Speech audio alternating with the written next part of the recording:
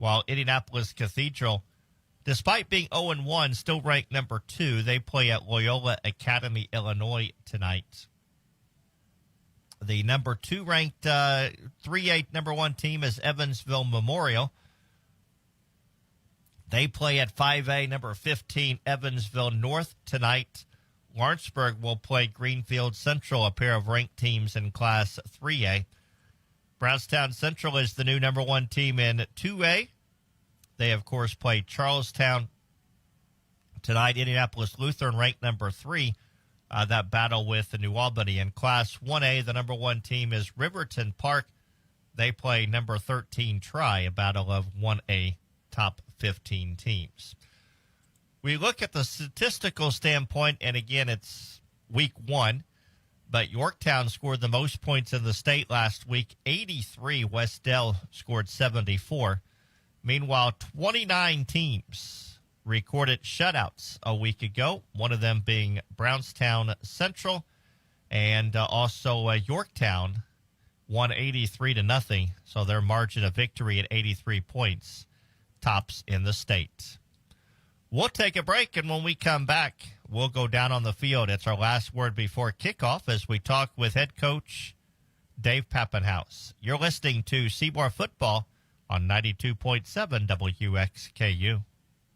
When you buy insurance, you are buying more than just a policy. You're buying the service that goes with that policy. I'm Lance Gentry, partner at Beatty Insurance. Since 1863, the staff at Beatty Insurance has been providing unparalleled service to our customers and to our community. We live here, we are active in local organizations that give back, and we love serving you. Beatty Insurance offers business, homeowners, auto, farm, and life insurance. Call Beatty Insurance for a quote today at 812-522-5640 or check out our website at beattyinsurance.com. Beatty Insurance. We are here when you need us.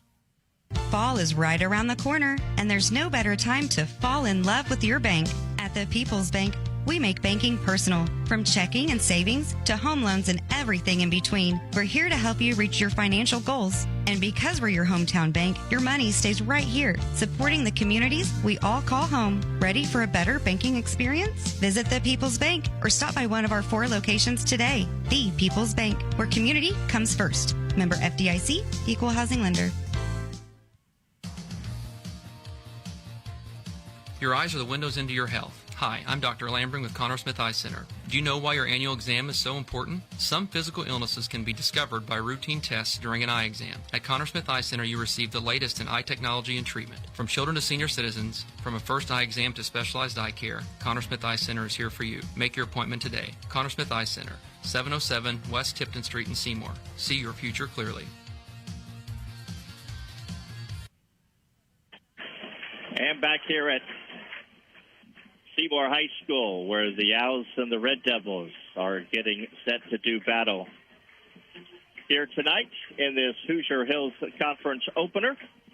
And we are about 4.5 minutes away. Unfortunately, once again, we have some well, we're going to have a broadcast one of these nights where we can get on the air right away and not have any issues at all. But for some reason, we're having a little difficulty, so we're kind of on our backup plan tonight.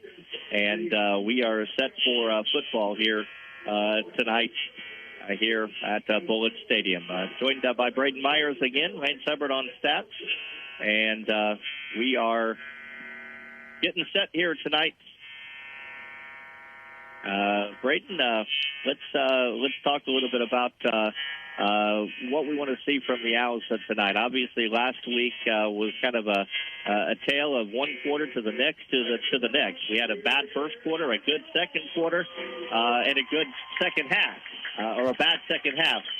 Tonight, looking a little more consistency, try to get 4 quarters in. Absolutely. That's what I would say as well, Jay. I also think, obviously, Coach Happ would obviously want a quicker start than, like you said, the first quarter last week. Probably couldn't have went any worse than his debut here at Seymour. But like I said, a new week, new opportunity for the Owls to take control early and hopefully lead the entire game and control the whole game from start to finish. Well, the Owls are in their road purple uniform, or home purple uniforms tonight with white pants. Jeffersonville in all white with red helmets. One of the things I did not know about Jeffersonville was their coach is the former defensive coordinator at Scottsburg, so he is familiar with Coach Pappenhouse. Obviously, Silver Creek and Scottsburg play in the Mid-Southern Conference, so again, some familiarity here tonight with these two teams. You look at this Jeffersonville team, as mentioned, we talked with them. They're 0-1 on the season.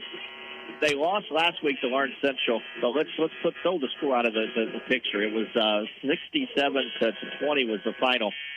But it was 55-7 at halftime. It was only 14-7 early in the second quarter. That second quarter, apparently, they got outscored 35-0, and it kind of went away from them. So we'll see. This is on paper, it's a team that has some talent. They have a returning quarterback. He's a 3-year starter.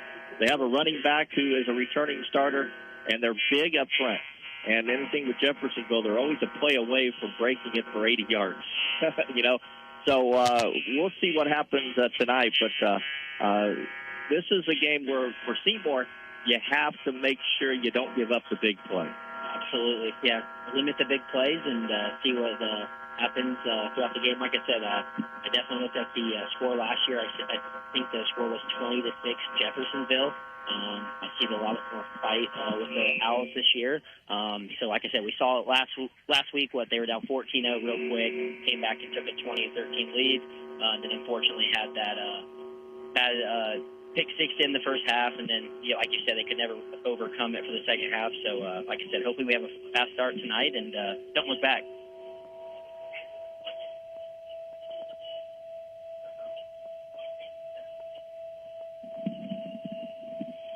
All right, so the Owls won the Owls won the toss and deferred. Well, maybe not. I don't know. We're going to go.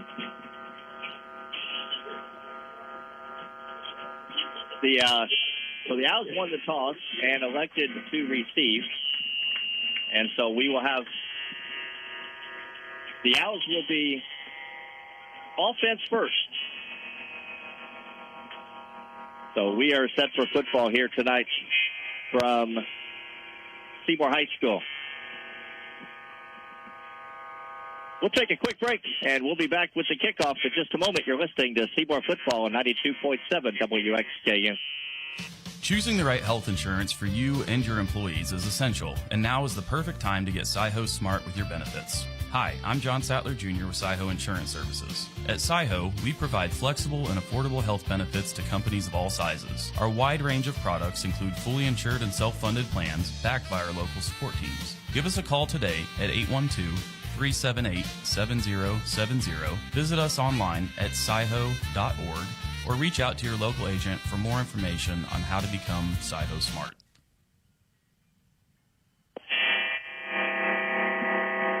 So the Red Devils have it teed up at the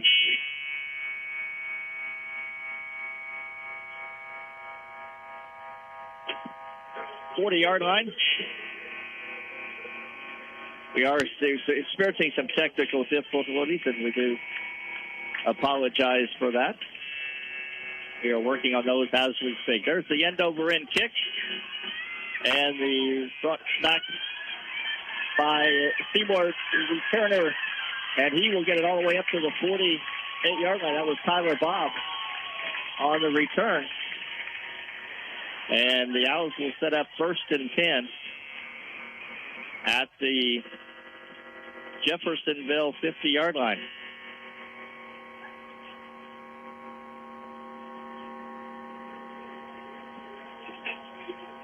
So the Owls have it at the 50-yard line, where they will set up 1st and 10. The quarterback is Max Coates. He lines up in the shotgun. He's got a receiver, 2 receivers to his left, running back to his right. And Everett Jackson lines up as the tailback. He takes it across the 45, across the 40, and down to the 38-yard line. Good pickup of 12 yards for the Owls right off the bat. We'll give him 11 on the play, and it's a 1st down. Good start there on 1st and 10 by Everett Jackson. Absolutely. Didn't see him too much in the backfield last game, so nice to look out there to start the game. So at the 39-yard line, Max Coates in the shotgun. He will hand to Jackson. And Everett this time gets hit right at the line of scrimmage and is at the 40-yard line. So pick up, we'll give him a yard on the play. No, actually, no yards, so second down and 10 on the Jeffersonville 39-yard line.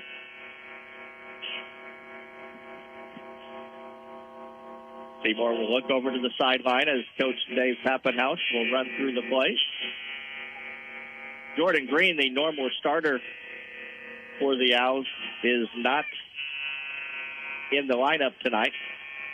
So Everett Jackson gets to start at the tailback.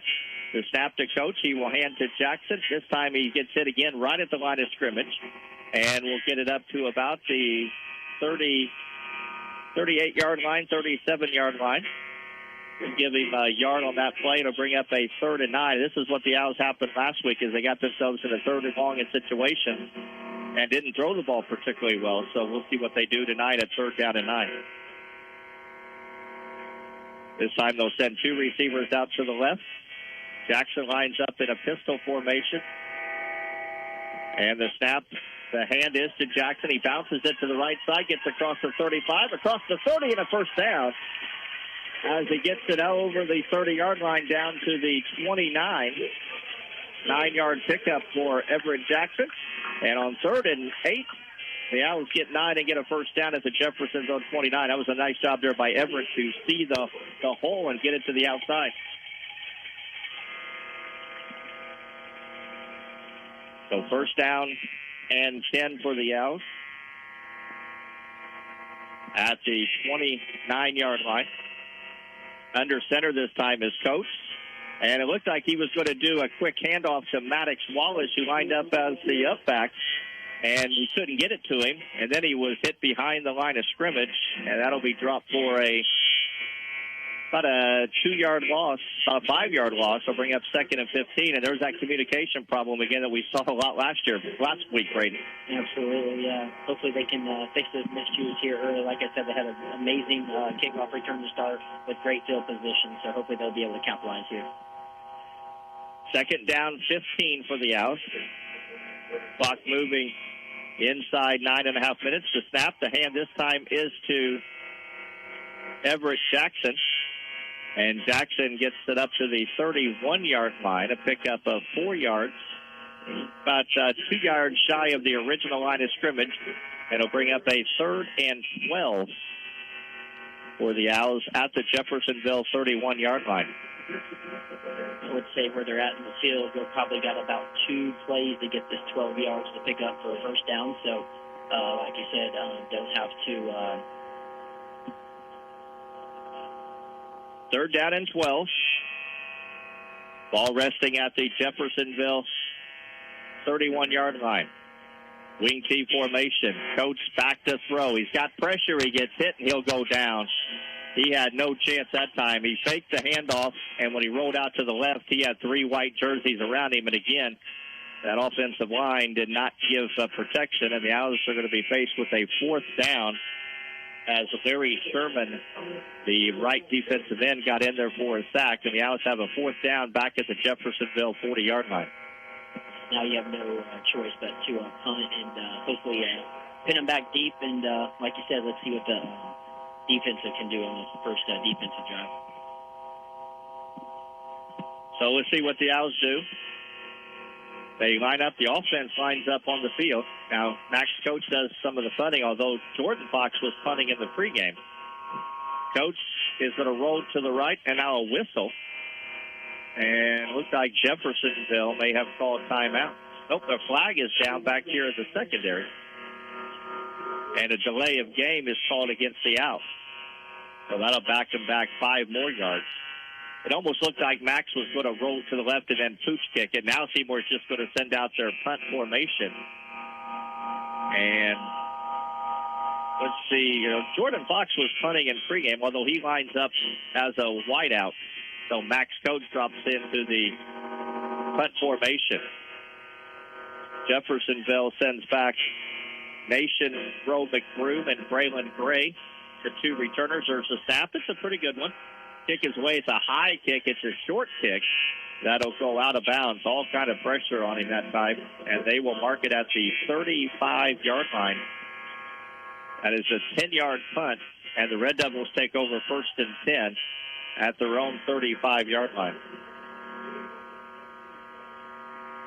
So a good start for the Owls, but it turned into a troublesome as they are forced to punt. And the Red Devils take over at their own 35-yard line. The quarterback is Cordell Thomas. He lines up in the shotgun. Jeffersonville goes to the spread formation. They will send 4 receivers to the right, 1 to the left. Empty backfield. Thomas will throw a little screen pass. It's incomplete. That ball could be behind the line of scrimmage. But they originally ruled it an incomplete pass.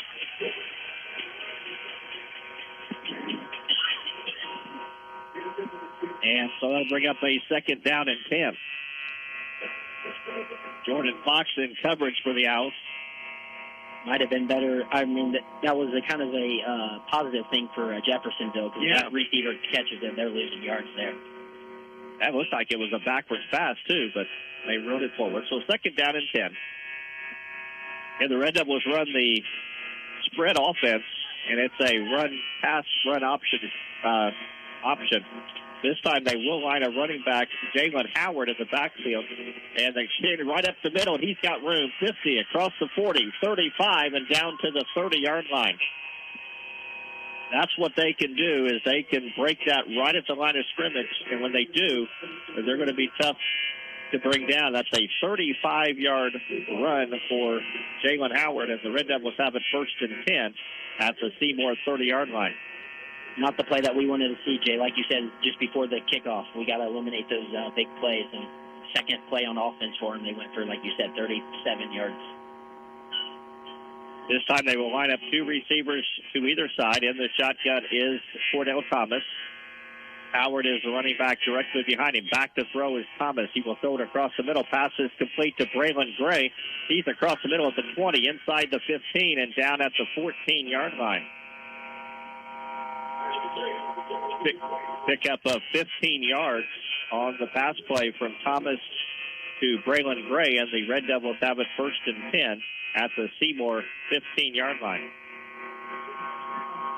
Seymour cornerbacks are going to have to be definitely ready tonight. You're like you said, they look like they are a very passing team. I did see a little bit of their pregame, and it does look like their quarterback does like to throw and have a good arm. He's got a nice arm. He's a 3-year starter. The running back is a backup running back in Jalen Howard. Darren Williams, who is their normal starter, got injured. Here's a jet sweep to Nayland Rowe McBride, and he will take it around the left hand and gets pushed out of bounds at the 11-yard line. And it'll be a shovel pass 4 yards, 2nd down and 6 for the Red Devils. Clock stopped as he went out of bounds with 7:13 to play here in the first quarter. Again, we are having some technical difficulties. Unfortunately, the quality of the broadcast is not the best, and we apologize, but we are doing the best we can. So hopefully you can manage with us. Cordell Thomas is in the shotgun. 3 receivers to the right. This time the hand up right up there with Howard. He breaks the tackle at the line of scrimmage, and he drags the tackler into the end zone for a touchdown. And the Red Devils drive right down the field, and they get an 11-yard touchdown run from Jalen Howard. And with 7:07 to play, the Red Devils strike first, and it is a 6-0. And then to kick the extra point is Abigail Lemon. And yes, she is a female kicker. Looks like that running back maybe broke, 3 tackles? Yeah. To the end zone. So you're going to have to be tackling a lot better tonight if we don't want to see a lopsided game. We got a penalty on the play. I think we got an illegal substitution. Offsides against the Owls. No, offsides against the Owls, so that'll move it up to the 1-yard line. Now let's see if Jeffersonville maybe sends their offense back out there. The entire team is looking over the sideline saying ball gets moved up to the 1.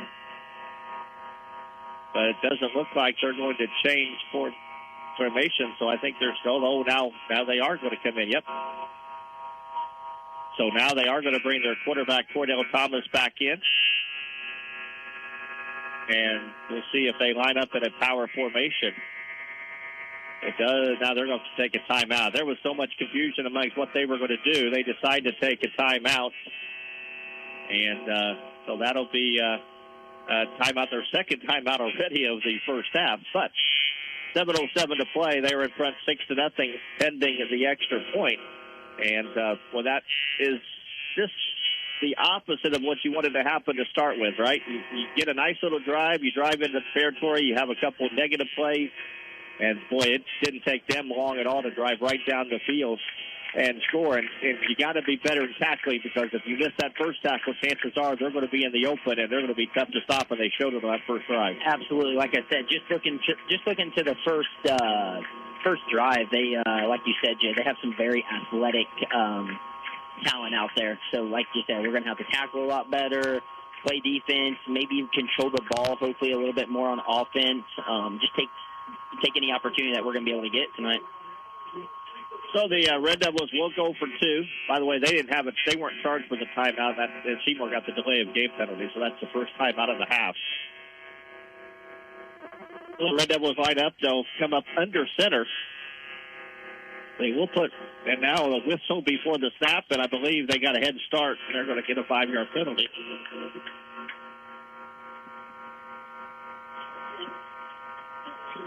Now they're going to bring the kicker back out. And now they're going to bring their special teams back out. This might be the most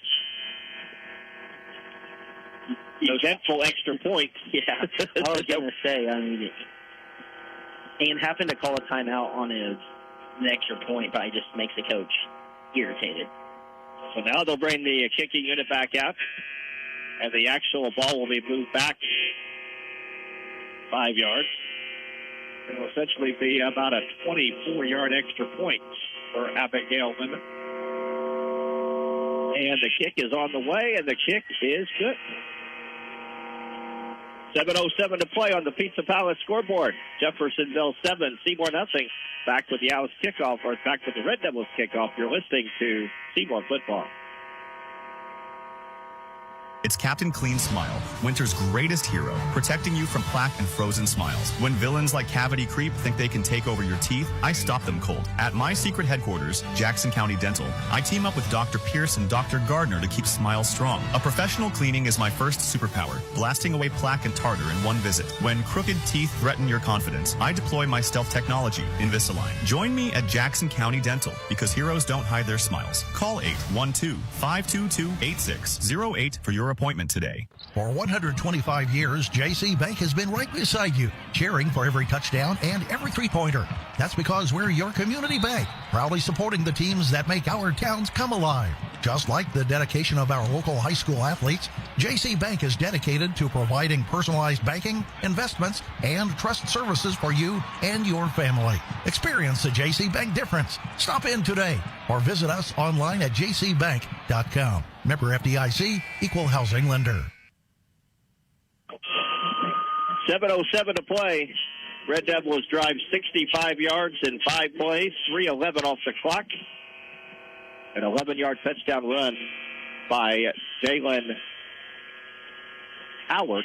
Extra point is good, and it's 7-0, and the Red Devils will kick it away as Lemon boots it away. It's an up person for Seymour at the 25-yard line, and that is Jackson Marcotte, and he gets it up to the 33-yard line where the Owls will take over 1st and 10. Well, they had a little success on the opening drive, and then were forced to turn it over or punt it when they got stopped on a 3rd down. Yeah, absolutely. Like you said, a lot of run plays. I'm hoping to see a little bit of a mixture here on this next drive. Run here, maybe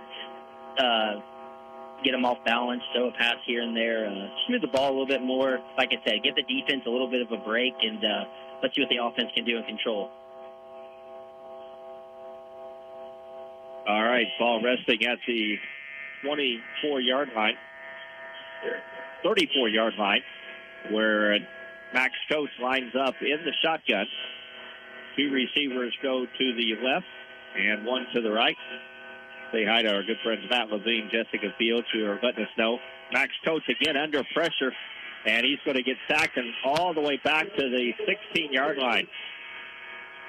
Larry Sherman, the man who got the sack. And once again, the Owls faked the run, but no time to throw it. And once he faked it, they were right on him, and he had nowhere to go. A 17-yard loss. Yeah, it's not a good way to start an offensive drive. But if you're just looking out here on the field, Jay, look at these on the line compared to Seymour's offensive line to their defensive line. I mean, these guys are huge out here. Receiver split to either side. Coach under center this time.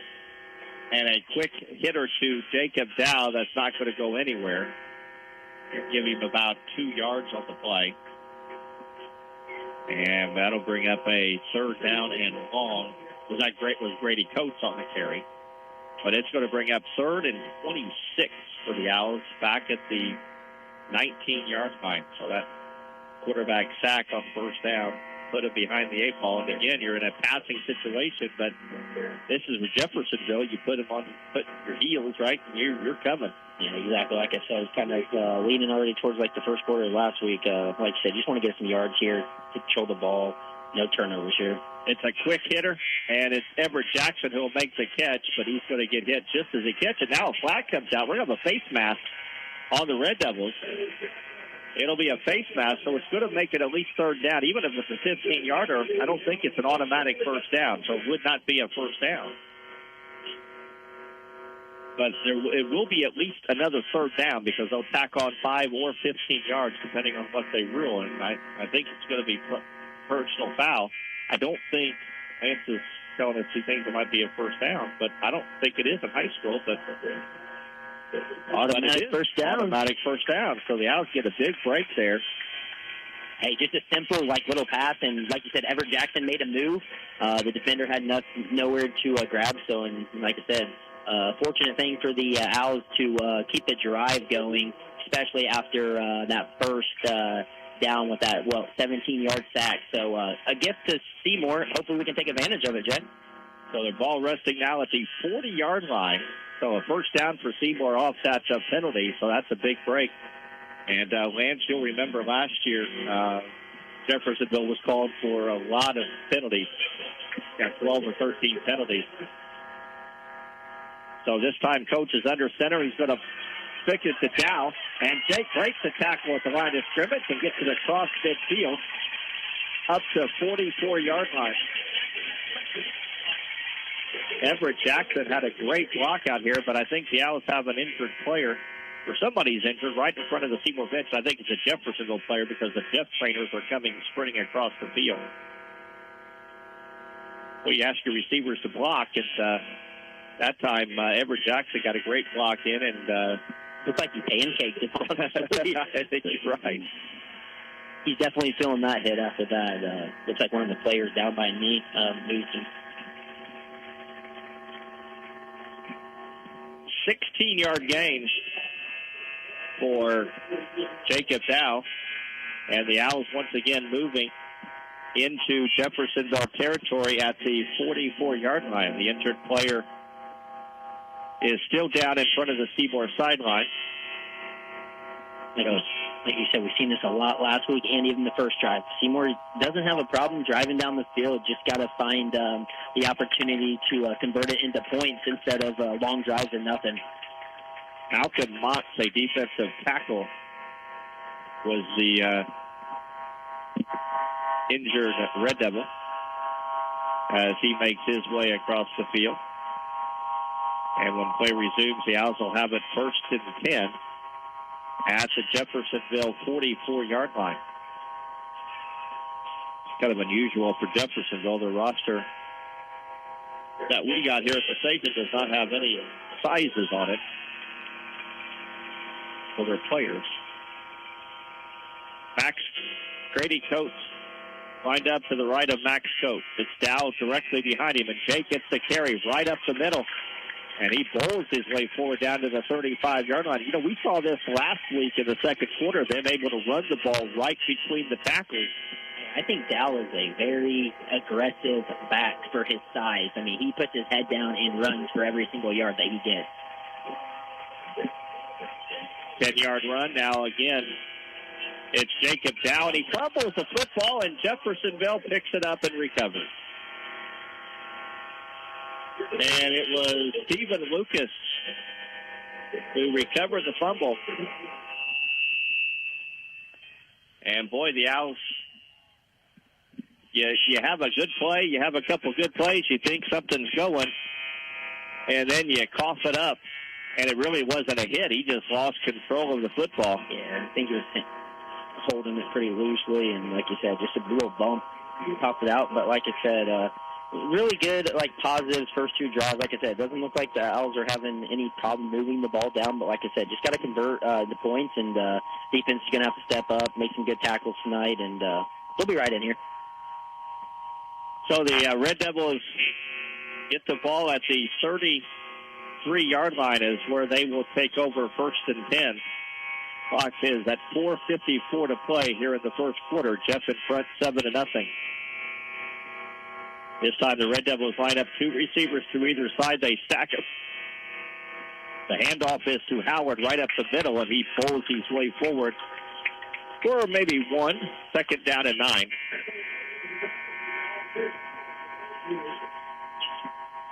Anthony Rohde on the stop for the Owls. 2nd down and 9. Ball at the 34-yard line. Two receivers go to the right.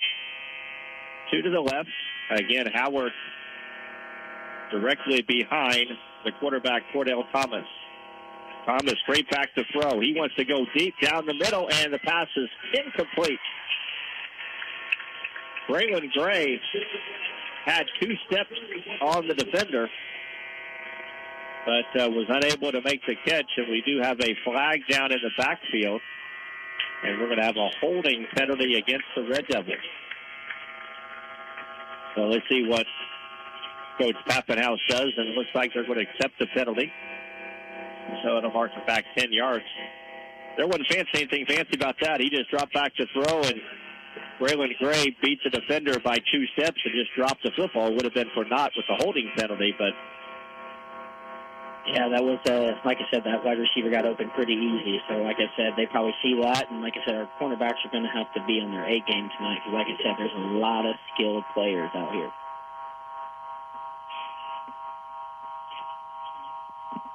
So, 2nd down, and we'll call it 19 at the 24-yard line. There's the snap. Back to throw is Thomas. It's a screen pass to Howard. Jake Dow made the stop. Short gain as Howard will get it up to, let's say, the 29-yard line. But that'll be 3rd down and 14. And this is where the Owls need to get off the field. Absolutely. You said last year this is where they really struggled to get off the field on long 3rd downs. So, like I said, I thought we saw a lot better last week. This would be a huge opportunity to get off the field here, Jay. Like you said, after that fumble. But you have to get off the field. Absolutely. You cannot give up the 1st down here. Stewart Thomas back to throw. He wants to go deep down the middle, and it is incomplete. Pass intended for Nation Rowe McBride. Jackson Fox back on the coverage, and that will bring up a 4th down. And the Red Devils will have to punt it away. Exactly what we needed. The punter for Jeffersonville is Kristen Doobie. As he stands back, and the Owls, Tyler Bobb and Jackson Marcock deep for the Owls, standing about the 45-yard line. So a good job there by the Owls getting off the field. Took advantage of the holding penalty. And the Red Devils set to boot it away. There's the snap. Kick is short kick. Fair catch is called by Tyler Bobb, and he makes it at the 48-yard line, where the Owls will take over 1st and 10. Little buff there, yeah, but at least he recovered. Yeah, at least he recovered, because, like I said, those can get very dangerous when they're high and a lot of people around you. Sometimes it's the best time just to get away from it. Well, and he was trying to, everybody was, Jackson Marcotte was telling his guys to get away. So one of them was running out of the way, and he ran right into Tyler almost, and Tyler still got it to catch, but The Owls get good field position. 1st and 10 at their own 47-yard line. Third drive of the evening, and like I said, I think they've had great field position every drive here. Well, and they've moved the ball a little bit each drive. They just have kind of shot themselves in the foot. This time they'll go to the spread formation. 3 receivers to the left, 1 to the right. Back to throw his coach. Got some pressure. Going to step up, and he's going to run it across midfield. And he'll get it up to about the 48-yard line. A pickup of 5. 2nd down and 5. Almost wonder if that was a designed run because he kind of tucked it in real quickly. It looked like it could have been either or. That's what I was just actually going to get on here and say. He did definitely make the right choice. If it was supposed to be a pass play, everything was covered deep down the field, so he made the right choice. And like you said, got a little bit of a game there. 2nd down, 5 for the Owls. So the 3rd straight drive now where they have been into Jeffersonville territory. Got to convert points here. Got to convert. Play clock is down to 5. I formation in the backfield. Coates under center. Quick handoff right up the middle to Maddox Wallace, and he fights his way inside the 30-yard line down to the 29-yard line. Maddox Wallace, the quick hitter that time. And a pickup of 18 yards. What a run there, Jay. I don't know if you were, I'm sure you were looking, but he was just head down, pushing his defender right in front of him, and then he saw an opening, got cut to the outside, and gained about another 8 yards after that. So, awesome run. Like you said, here the Owls go, moving the ball with ease. Just got to convert the points. So the Owls are 1st down and 10 at the Jeffersonville 30-yard line. Clock moving, 2 minutes to play here in the opening quarter. Red Devils in front 7-0, and the Owls are going to have to take a timeout. 1:58 on the Bob Pointer on the Pizza Palace scoreboard. It's Jeffersonville 7, Seymour nothing. You're listening to Seymour Football on 92.7 WXKU. Got a new bone or joint injury? Schneck's Orthopedic Walk-In Clinics are here to help. Now available in Seymour and Salem with no appointment needed. Each location offers expert orthopedic care for the whole family, including on-site x-ray, casting, and bracing services for fast, same-day answers and care. When the unexpected happens, Schneck's Orthopedic Walk-In Clinics are ready to get you back on your feet. Hours and days vary by location, so it's important to check before you go. Visit schneckmed.org for complete details and find the clinic that works best for your schedule.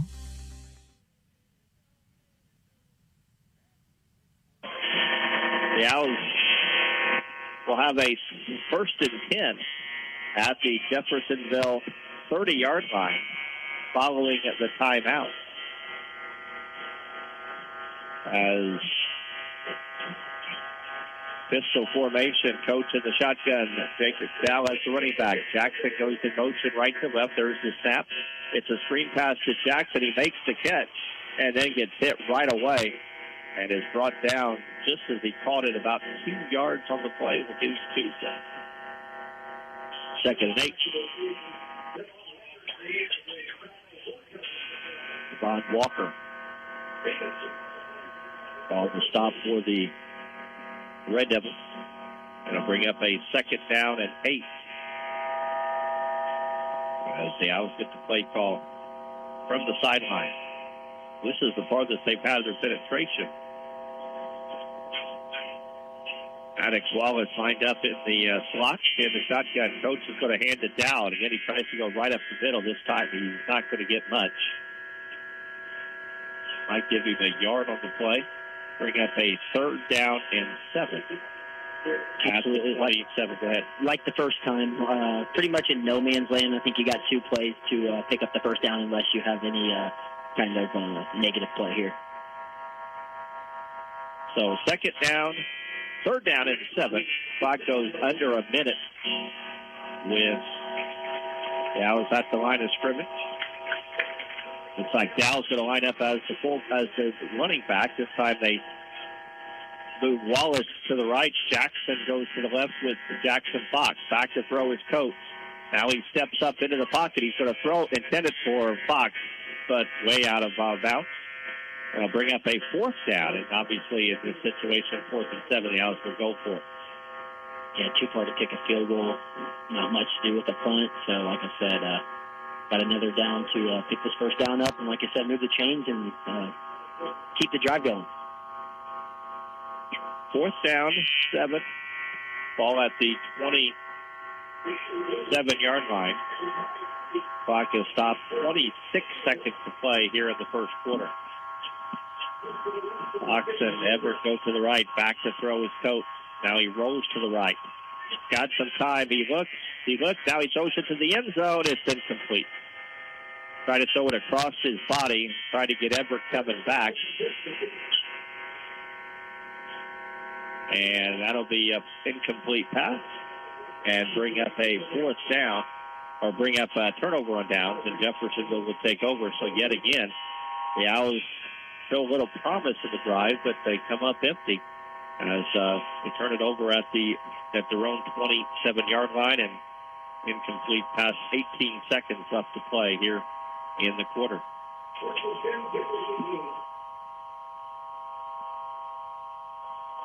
Another promising drive that converts on a turnover, unfortunately.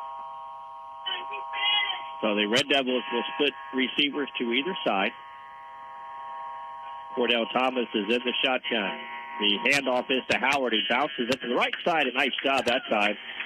Jake Dow able to get the stop right at the line of scrimmage. Howard tried to bounce it to the right, but that time the Owls defense able to come up big, and that'll be the end of the first quarter of play. On the Bob Pointer on the Pizza Palace scoreboard, after 1 quarter of play, it is Jeffersonville 7 and Seymour nothing. You're listening to Seymour Football on 92.7 WXKU. Have you recently reviewed your home and auto insurance policies? Do you have adequate coverage in place? We at Stahl Insurance are here to help. Come see us at our new location, 211 North Chestnut Street in Seymour. Our agents Shane Tremoyan, Nathan Newkirk, Ben Stahl, and Chris Stahl can help evaluate your current policies and make sure proper coverage is in place. That's Stahl Insurance at 812-524-0692 or come see us at 211 North Chestnut Street across from City Hall. Hi, I'm Emery Jones, Career Education Coordinator at Prosser Career Education Center in New Albany. Are you ready to build your future? At Prosser, you'll explore 29 hands-on, high-wage programs, from aviation to culinary, welding to cybersecurity, all designed to launch real careers or college success. Prosser is located at 4202 Charlestown Road, New Albany, Indiana. Need help? Call our main office at 812-542-8508 or visit your school counselor today to learn more. Prosser, where your future begins. Back here at Seymour High School, along with Braylon Myers, Lance Hubbard, I'm Jay Hubbard, as the Owls and the Red Devils do battle. Jeffersonville in front 7-0. They took their opening drive down the field and scored. And now they start the second quarter and have a little issue with the chains down there. The chains were set up correctly. That's first down play with a loss of 2, I guess. So second down and 12 for the Red Devils. And right up the middle goes Howard. He's into the open at the 40 and down to the 45-yard line. We got a foul flag on the play right where the tackle was made. It's a 20-yard gain, and almost think that might be an additional yards due to a face mask, and I think that's what the preliminary indication is. And it is a face mask on Seymour. Looks like it's going to be the 5-yard variety.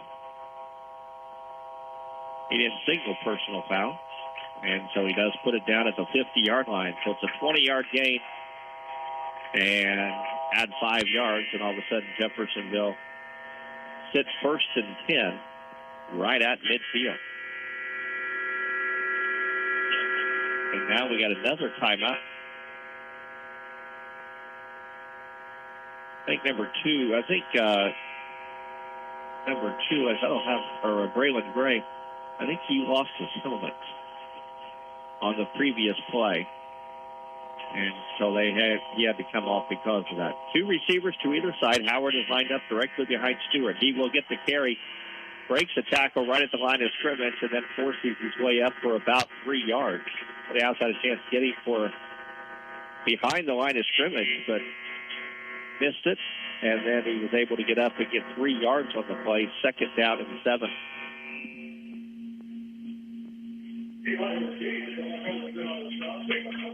Ball resting at the Jeffersonville, or at the Seymour 47-yard line. Two receivers to either side. In the shotgun is Thomas. Directly behind him is Howard. Back to throw is Thomas. He throws it across the middle. Pass is complete to Gabe Berg, who makes a sliding catch up to the 35-yard line. Pickup of 12 yards. And the Red Devils have a 1st and 10 at the Seymour 35-yard line.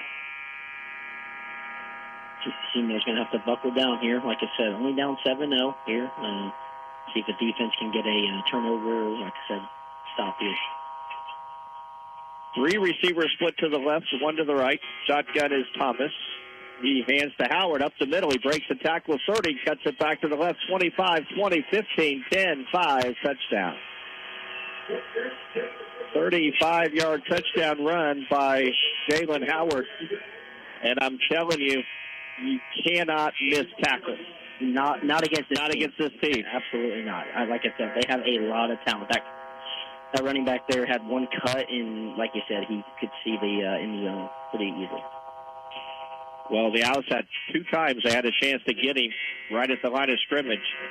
But once you let him get a full head of steam and he's got some running room, he is simply too quick for the Owls. So, and to accept the extra point is Abigail Lemon, and the extra point is up, and the extra point is good. 10:36 to play on the Pizza Palace scoreboard. It's Jeffersonville 14, Seymour nothing. Back with the Red Devil kickoff. You're listening to Seymour football.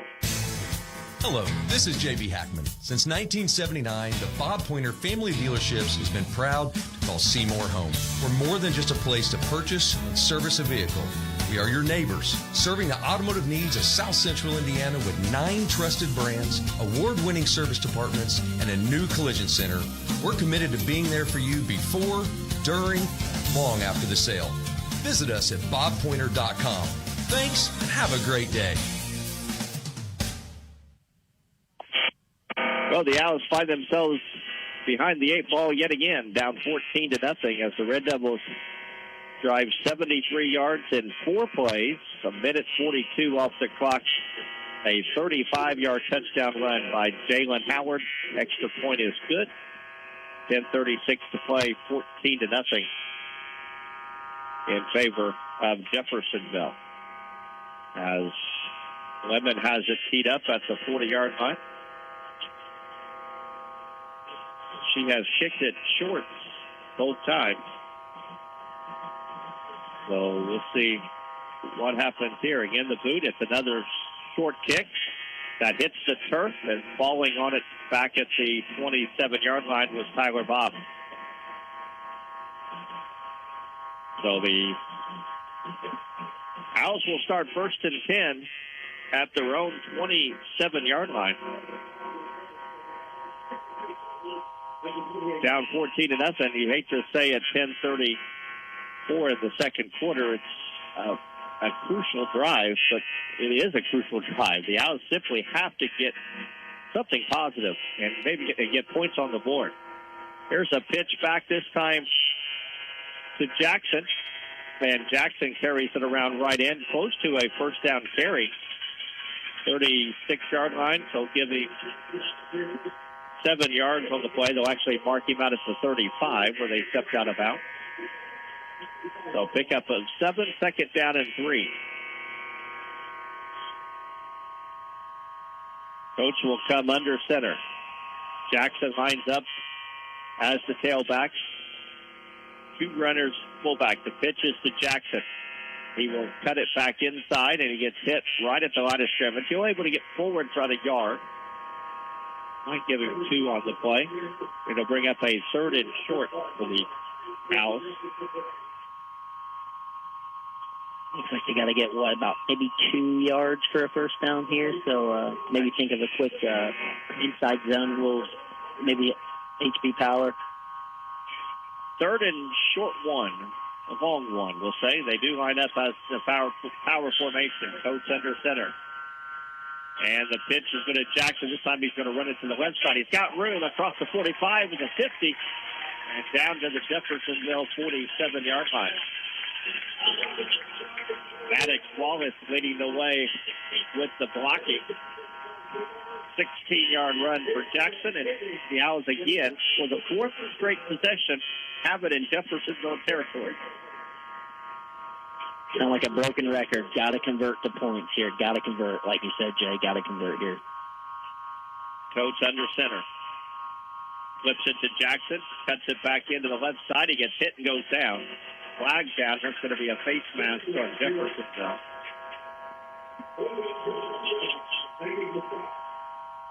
Like you were saying last year, you guys, they had a lot of penalties. So pretty goofy penalties. But, hey, we'll take whatever we can right now.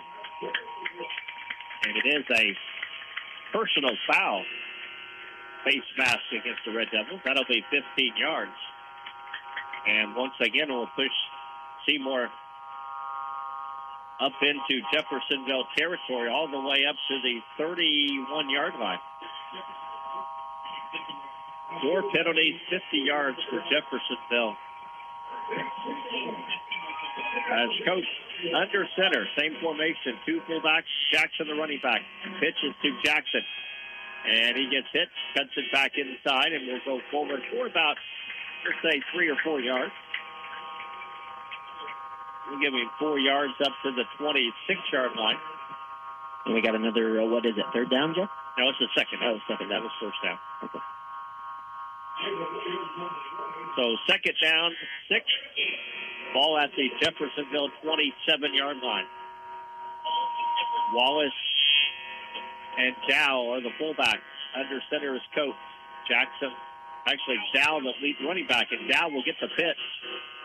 And he'll get it up to the 26-yard line, maybe give him a yard on the play.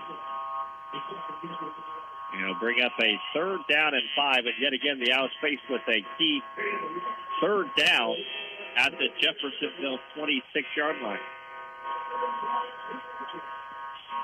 Again, if you're just joining us, the Owls trail Jeffersonville 14-0. Wallace and Everett lined up as the fullback, Jake Dow the tailback. Hawk lined out to the left. Under center is Coates. Going to hand it Dow up the middle. Jake tries to follow with some blocking on the right side. He's going to be short. Needed 5, got about 4. Bring up a third or 4th and 1. Here we go again. Like you said, they've been moving the ball at ease. It's just when they get here in that, that 20 to 30-yard line on Jefferson's side, they just can't get over the hump. Here we go. Got to get this 4th down, Jack. Yep. 4th and 1. Ball at the 23-yard line. Everett is the tailback. The snap, the pitch is to him. He tries to get out to the left side. He's going to cut it back in. 20, 15, 10, 5, touchdown. What a cut. As Everett Jackson looked like he was going to be caught in the backfield, but then was able to break a root tackler and then used his speed and got it into the end zone, 22 yards, so the Owls are on the board. Right, here we go. Just like last week, that second quarter is really where they got the momentum going, got in the end zone here. What a beautiful cut by Everett. Like you said, it looked like he was going to get tackled for a loss and turnover down, makes one hard cut, and finds the end zone. In to kick the extra point is Fernando Baradas. And I think the Owls have some personnel that are not out onto the field. Both teams tonight on the extra point here. Max Coates will hold it. Dow will snap it.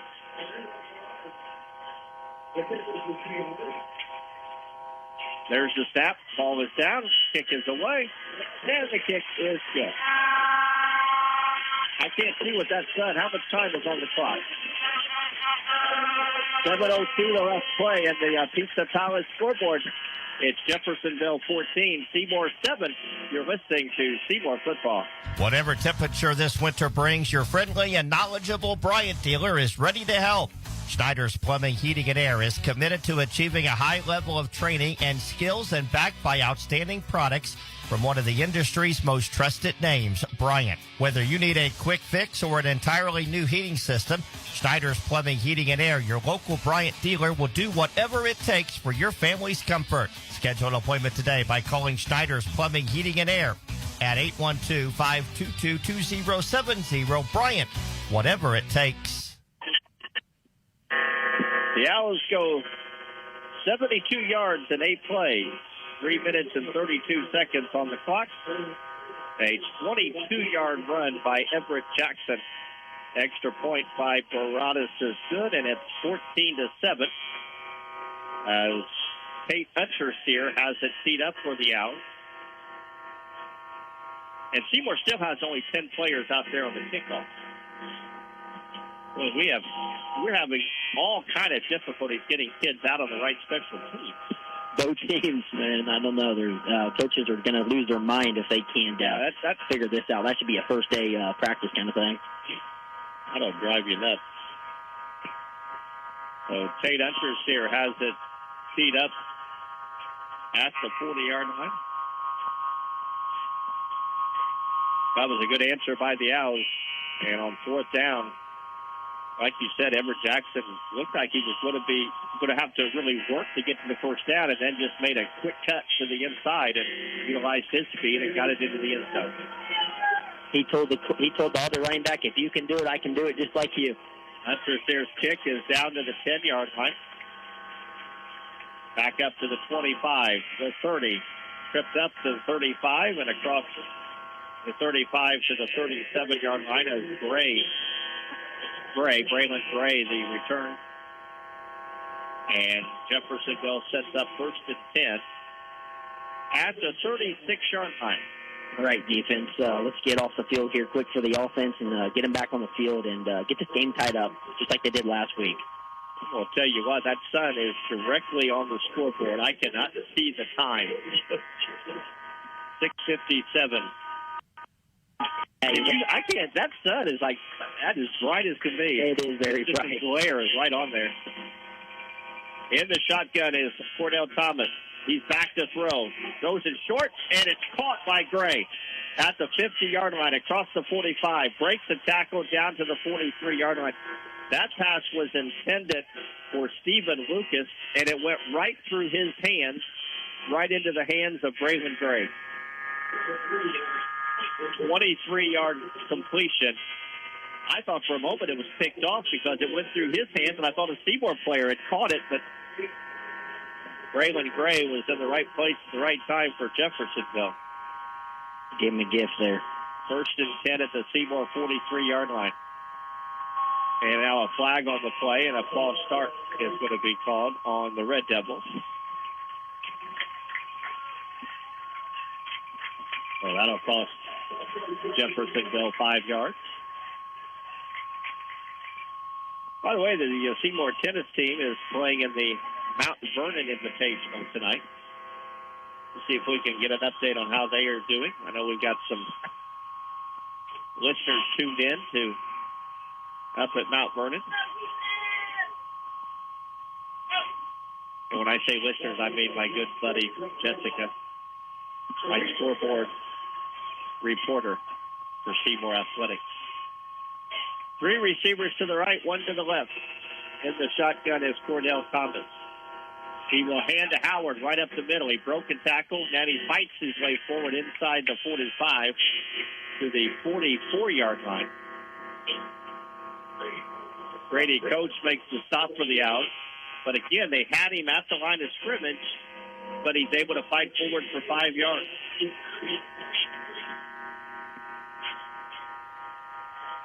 Yeah, that first missed tackle, like I said, got to wrap up. Can't give him any extra yards, but like I said, still 2nd and long here, so defense buckle up here. In the shotgun is Cordell Thomas. Straight back to throw. He's got some time. Now he steps up. Now he's going to get hit, and he's going to go down.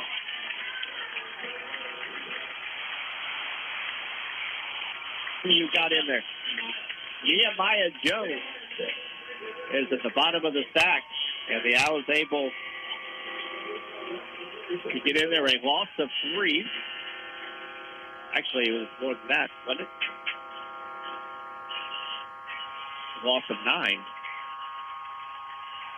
Third down and 14 at the 47-yard line. This time, three receivers to the right, one to the left. Back to throw is Thomas.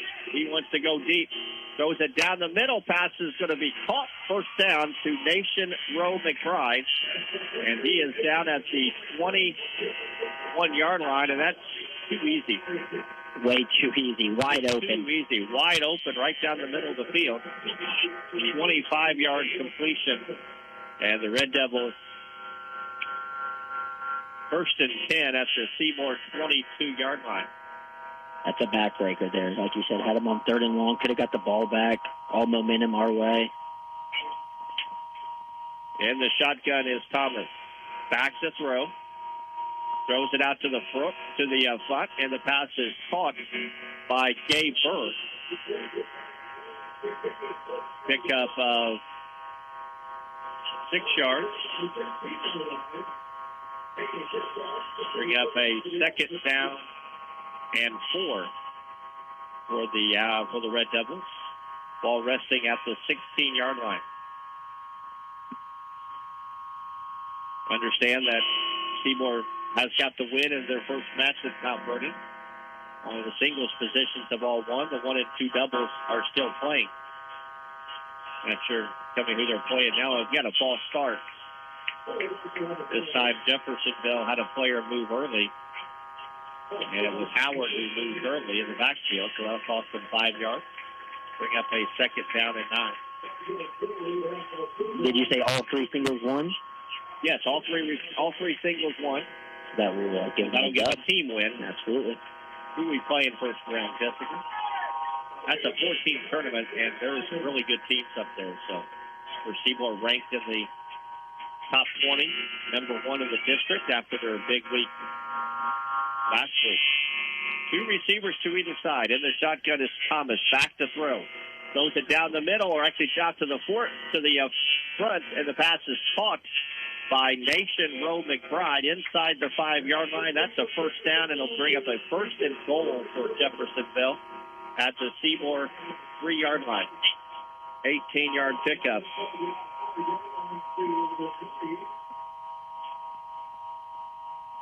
As Jeffersonville trying to answer the Seymour touchdown with a drive of their own, and they have it first and goal at the Seymour 3. I believe that says 3 minutes and some change. 3:54 on the clock. Snap. Ball is loose on the 4. The Owls might have it. It's loose on the field. The Owls do have it. You see the tape up with it? Jacob Dow recovered the fumble. It was a handoff to Howard, and he never got it. And Jacob Dow jumped on it, and the Owls get a huge break as Jeffersonville fumbles at the 5-yard line, and Seymour takes over first and 10. Huge break. Like you said, that's something that we needed. And like you said, I think you said there's about 3 minutes on the game clock here for the second quarter. 3:25 left to play here in the quarter. Now the handoff is to Jackson, and he will get some breathing room out across the 10 to the 11-yard line. Pickup of, we'll call it 5 on the play, second down and 5. Certainly do not want to turn the ball over here at this juncture. Now it's a run to the running game the last possession and a half. Coates under center, 3 in the backfield. Takes the snap, pitches it to Jackson, cuts it back, looks for some room to run, finds it, gets it up close to the 14-yard line. Pickup of about 3. Bring up a third down and manage on a 3rd and 3. As the clock moves under 3 minutes here in quarter number 2. Take your time here, find a good play, get 3 yards, move the chains here. No silly plays here. Ethan Alcott's in as a tight end. Receiver split to the right. The hand is to Jackson up the middle. He's got the first down right across about the 19-yard line. Pick up 5 yards, and that is a first down and moves to 6. Up at the 19-yard line. Give the Owls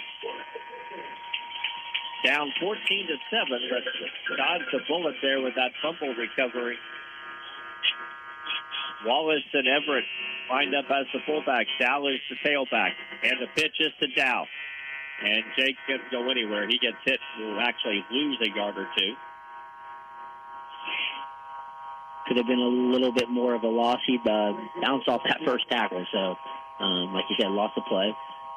Ball back at the 18-yard line. Second down and 2. Clock moves under 2 minutes. Everett and Wallace as the fullbacks. Dow lined up as the tailback. Coates under center. Everett Jackson gets a quick hitter right up the middle and gets it up to the 20-yard line to pick up a 3. Dow's right now just trying to play the clock game. They don't want to turn it over, don't want to give it back to Jeffersonville. And if you have to punt it, you certainly don't want to have enough time. Yeah, because Owls did receive first. Yes, so they will get the ball to start the second quarter, or the second half. Two running backs, fullback into the back. It's Dow.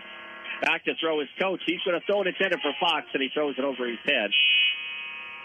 And that'll stop the clock with 1:01 to play. And it'll bring up a 4th down, and the Owls will have to punt it away. That was just a quick 3-step drop, and Max threw it over the head of... It almost looked like he was kind of stumbling back when he threw it. I mean, it looked like he was definitely off balance. Jordan Fox in to punt it away. He was doing some punting in the pregame. He was really looking good on the punt. He is back there in punt formation. A nice punt here would be really nice here. There's a step.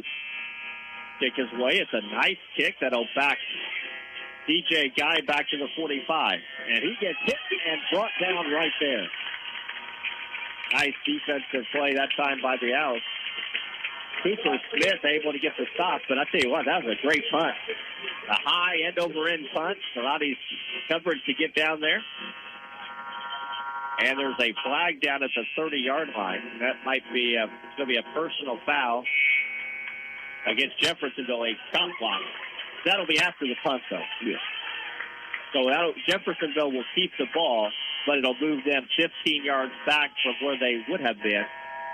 So it'll put them back at the 30-yard line instead of the 45. That really flipped the field there. Yeah, absolutely.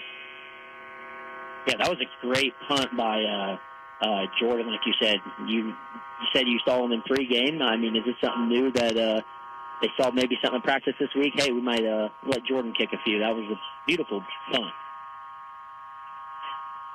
So the Red Devils will start 1st and 10 at the 29-yard line. I'm just going to say it, Jay. Can't let him score here. Absolutely not. Here. I'm going to the elephant in the room. You cannot give up a big play here. You cannot get beat deep. Your secondary cannot get beat deep.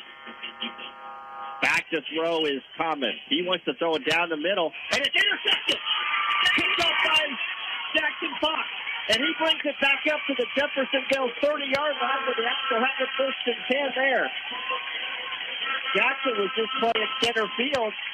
They tried to throw a little fade right down the middle, and Jackson just stepped right in front of him and picked it off. Cooper Smith on the coverage as well, but Jackson Fox gets the interception, and the Owls have it 1st and 10 at the Jeffersonville 30-yard line with 40.7 seconds left to play. Plenty of time here. Yeah. Nothing too crazy again like last week. Let's just find the end zone here before half and tie this thing up. Coach back to throw. He's going to get hit, and he's going to go down about the 35-yard line. The Owls have 2 timeouts left, so they will utilize a timeout right here. So we'll step aside. We still have a couple to play. 33 seconds left to play. Pizza Palace scoreboard says Jeffersonville 14, Seymour 7. You're listening to Seymour Football. Have you heard the news? New Legacy has 2 new locations, in Franklin and Columbus. Or come see us where you always have in Seymour or Scottsburg. New Legacy is committed to providing payroll, tax, bookkeeping, and accounting services that help businesses operate with confidence. We're right here in Southern Indiana, ready to support you every step of the way. Our dedicated team works together to handle every aspect of your financial needs, ensuring compliance, accuracy, and peace of mind. Whether you're a small business owner or managing a growing company, we're here to help you stay focused on what matters most. So, do what you do best and delegate the rest to us at New Legacy, specializing in taxes, accounting, insurance, and wealth management. Call today at 812-271-2000. So the Owls will have it 2nd down and 16 after the 6-yard quarterback sack back at the 36-yard line. After the interception, Seymour trying to capitalize here in the final seconds of the half. Max Coach lines up in the shotgun. Takes the snap, back to throw, throws it across the middle. That pass is almost intercepted by Jeffersonville. DJ Guy knocked it away. That ball, the receivers were not on the same page. That was like it was a timing pattern, and they were not on the same page on that. You took the words out of my mouth. I was going to say the same thing. The receiver was still running. Ball was already in his back. So it's a 3rd down now for the Owls at the 36-yard line. Everett Jackson goes to the right. Jackson box to the left. Coach hits Maddox Wallace right up the middle, and Maddox gets it across the 30-yard line down to the 29-yard line. 7-yard play. We'll get it back to a 4th and 9 with 24.6 seconds to play, and the Owls call a timeout. It'll be their final timeout of the half. I like that play there. Just get a few yards here, make 4th down manageable. Like you said, Jay, what is it, 24 seconds still here on the clock? Got plenty of time still. 1 timeout in their pocket, maybe? Nope, that should be their last timeout. Okay. Because they called one earlier because they had a confusion on special teams. And they just called 2 yaps. So, by the way, coming up at halftime, we'll update you on how the tennis team is doing. They apparently have won their first match at Mount Vernon. Not sure who they were playing tonight. We'll see if we can find out who they were playing.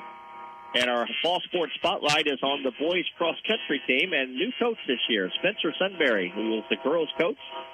Took over for Randy Fife, who retired after last year. So Spencer's taking care of both cross-country teams. And we'll talk to Spencer about the boys' team. And also the Seymour High School Wall of Fame was presented today. And we'll tell you who is the latest recipient of those honors coming up at halftime. 4th down for the Owls. They'll go for it at the Jeffersonville 29. And Jeffersonville jumps into the neutral zone, 5 yards, so they'll make it a 4th and 4 now, up at the 24-yard line. So it makes it a little more manageable on 4th down.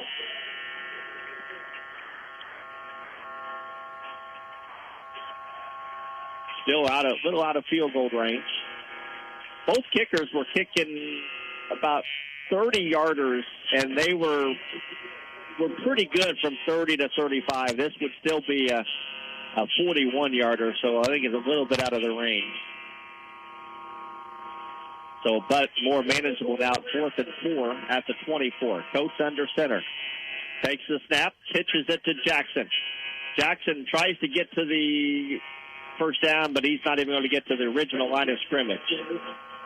So the Owls were unable to get it to the left side. They lose a yard, and Jeffersonville will take over on down with 18.7 seconds to play. So the Owls could not take advantage of that interception. We're probably going to think they're probably just going to come out here and knee it in the first half. You never know. True. We have seen a lot of things happen in the final seconds of the first half in our ball games this year.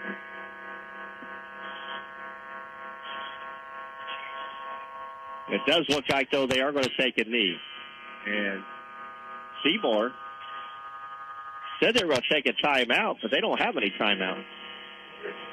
The official on the left side gave him a timeout, and now it's a timeout. And that's an unsportsmanlike penalty.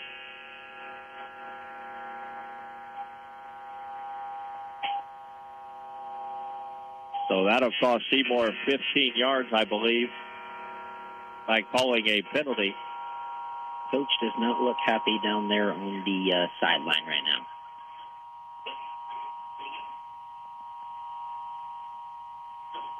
So the 15-yard penalty. Oh, no, it's just a 5-yard penalty. Okay, so it moves it up to the 30-yard line, 1st and 5 with 18 seconds. It does look like Jeffersonville is going to take a knee.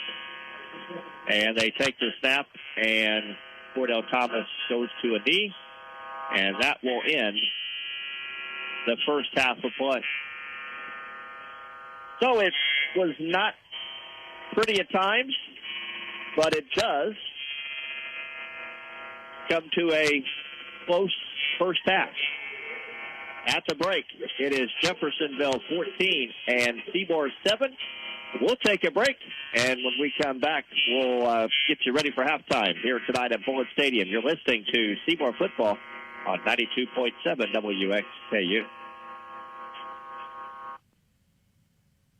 Whether your team just won the big game Let me or ask gave you it a the question. Are you looking to spruce up your living room with a vibrant splash of color?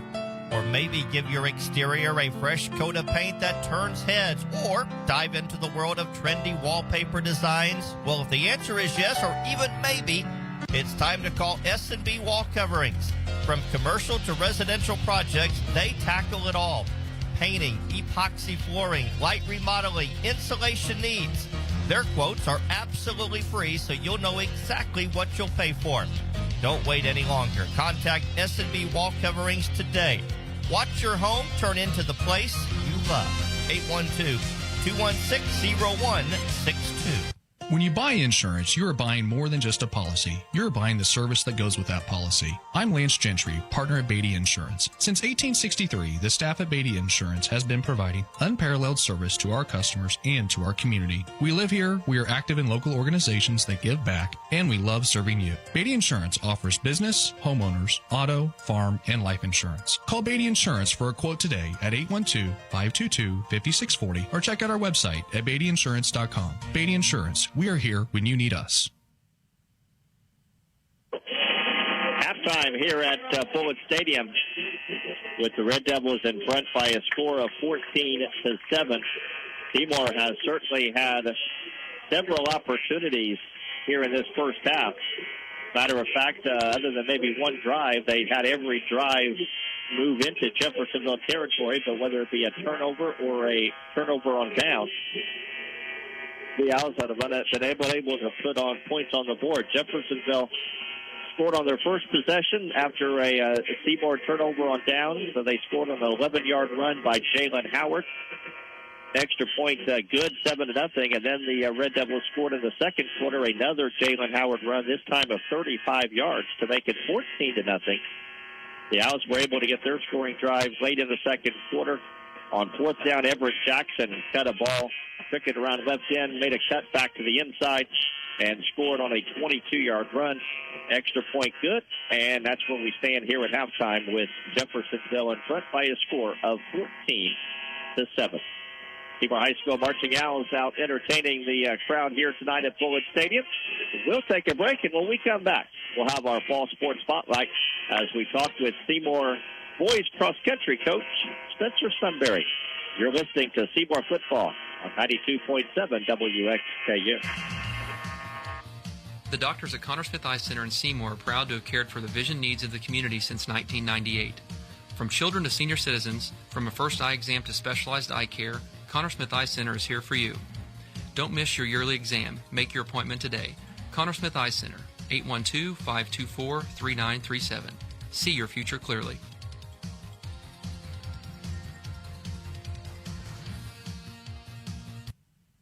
Choosing the right health insurance for you and your employees is essential, and now is the perfect time to get Seymour Smart with your benefits. Hi, I'm John Sattler Jr. with Seymour Insurance Services. At Seymour, we provide flexible and affordable health benefits to companies of all sizes. Our wide range of products include fully insured and self-funded plans backed by our local support teams. Give us a call today at 812-378-7070. Visit us online at sciho.org or reach out to your local agent for more information on how to become Seymour Smart.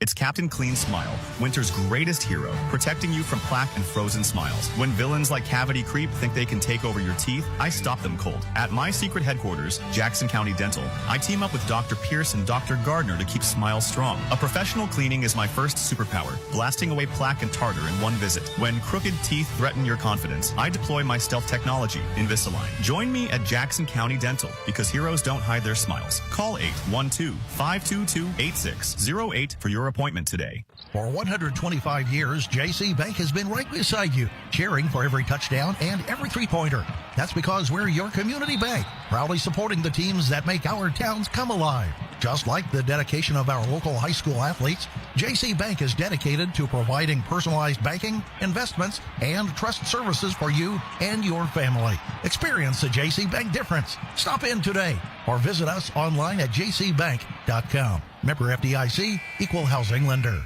Got a new bone or joint injury? Schneck's Orthopedic Walk-In Clinics are here to help. Now available in Seymour and Salem with no appointment needed. Each location offers expert orthopedic care for the whole family, including on-site x-ray, casting, and bracing services for fast, same-day answers and care. When the unexpected happens, Schneck's Orthopedic Walk-In Clinics are ready to get you back on your feet. Hours and days vary by location, so it's important to check before you go. Visit schneckmed.org for complete details and find the clinic that works best for your schedule.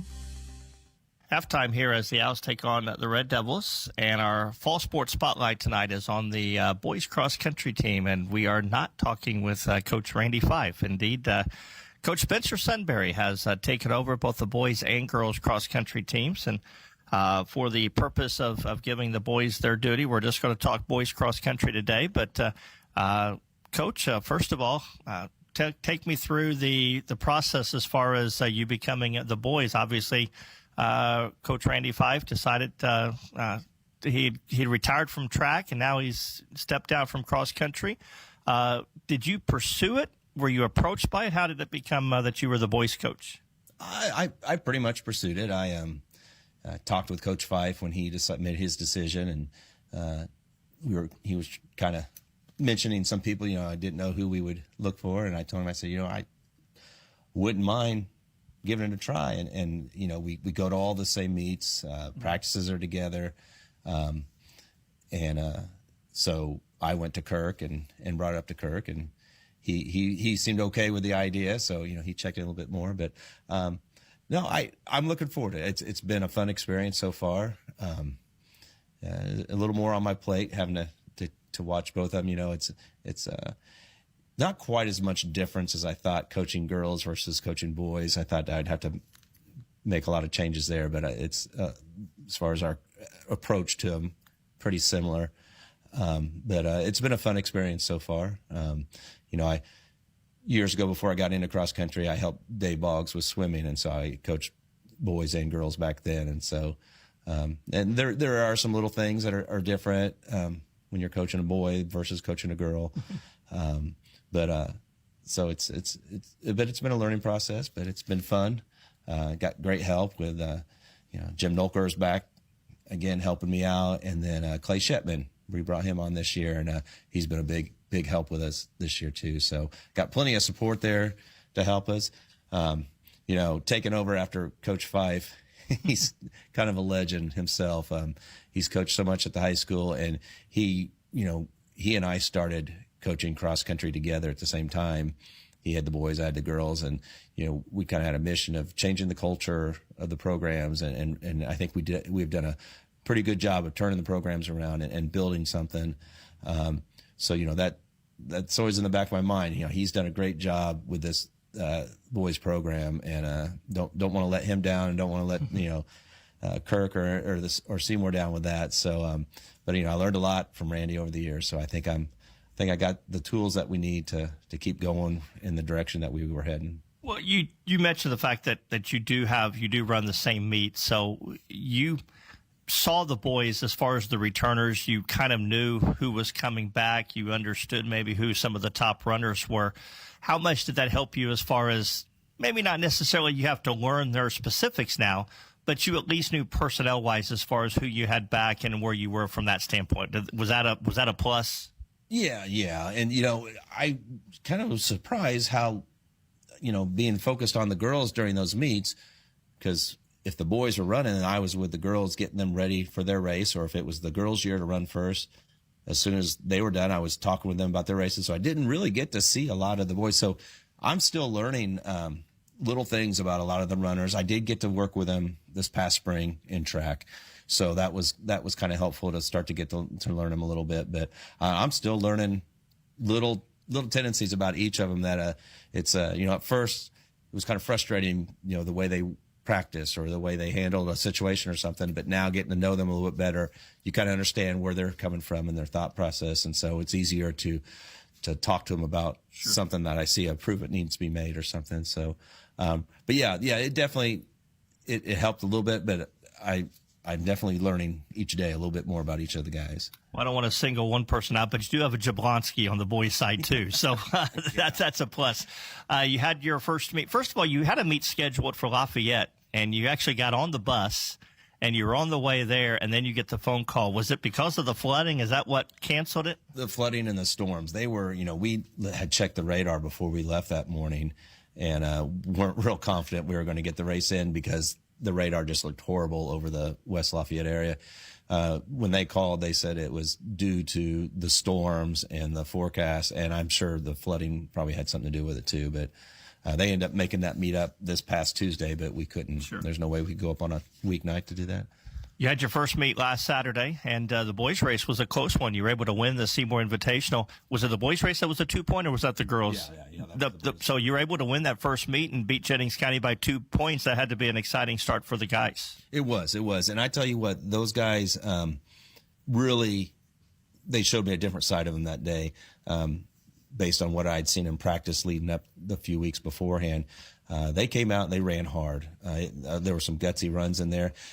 We still had, and the great thing is we still have a handful of guys that are capable of running better. They had an off day that day, but as I told them, I still saw them gut it out. They didn't just give up when they knew they were struggling. They didn't just give up. They came back and fought. And matter of fact, Eli Caudell, had he not picked up another spot on a Jennings boy, it would have been the other way around. Jennings would have beat us by a couple points. And so, I gave kudos to him for sticking it out. He was one that was off of his time, but he stuck it out, and he dug in that last mile of the race and held that spot, picked up that spot for us. And so that was a big thing. So I'm actually looking forward to the race coming up here. I think the boys, they've had a good week of practice, and that last Saturday helped them, and Jennings is a good team and it helped them, and we'll see them again at Franklin. But I think they're ready to go race again now. So you look at this boys team, talk a little bit about the overall as far as what you have. How many seniors do you have? Are you an experienced group, inexperienced group? What kind of team do you have?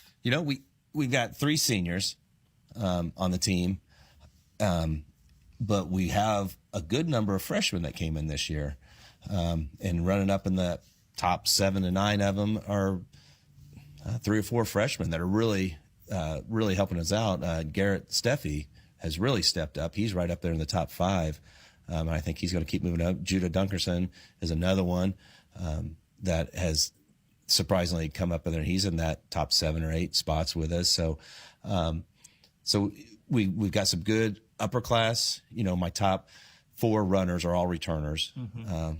One being a senior, and then the rest fill in with some freshmen and some other junior in there as well. So, it's kind of a mix. It's a nice mix. We got the good experience, but then we got some of this young blood in there that still haven't figured out how bad it hurts to run a 5K that hard, and so they're going out there and running hard, and so we'll get them in shape before they realize what they've put themselves up for. So.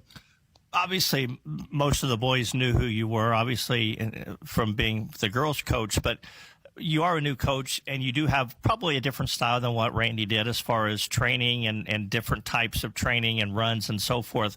So the adjustment period has to be there as far as them getting used to what you expect from them. Is it going as smoothly as you would like it to? Yeah, I can't really complain too much. It started off, it was our workouts, we structure them a little bit differently than what Randy did.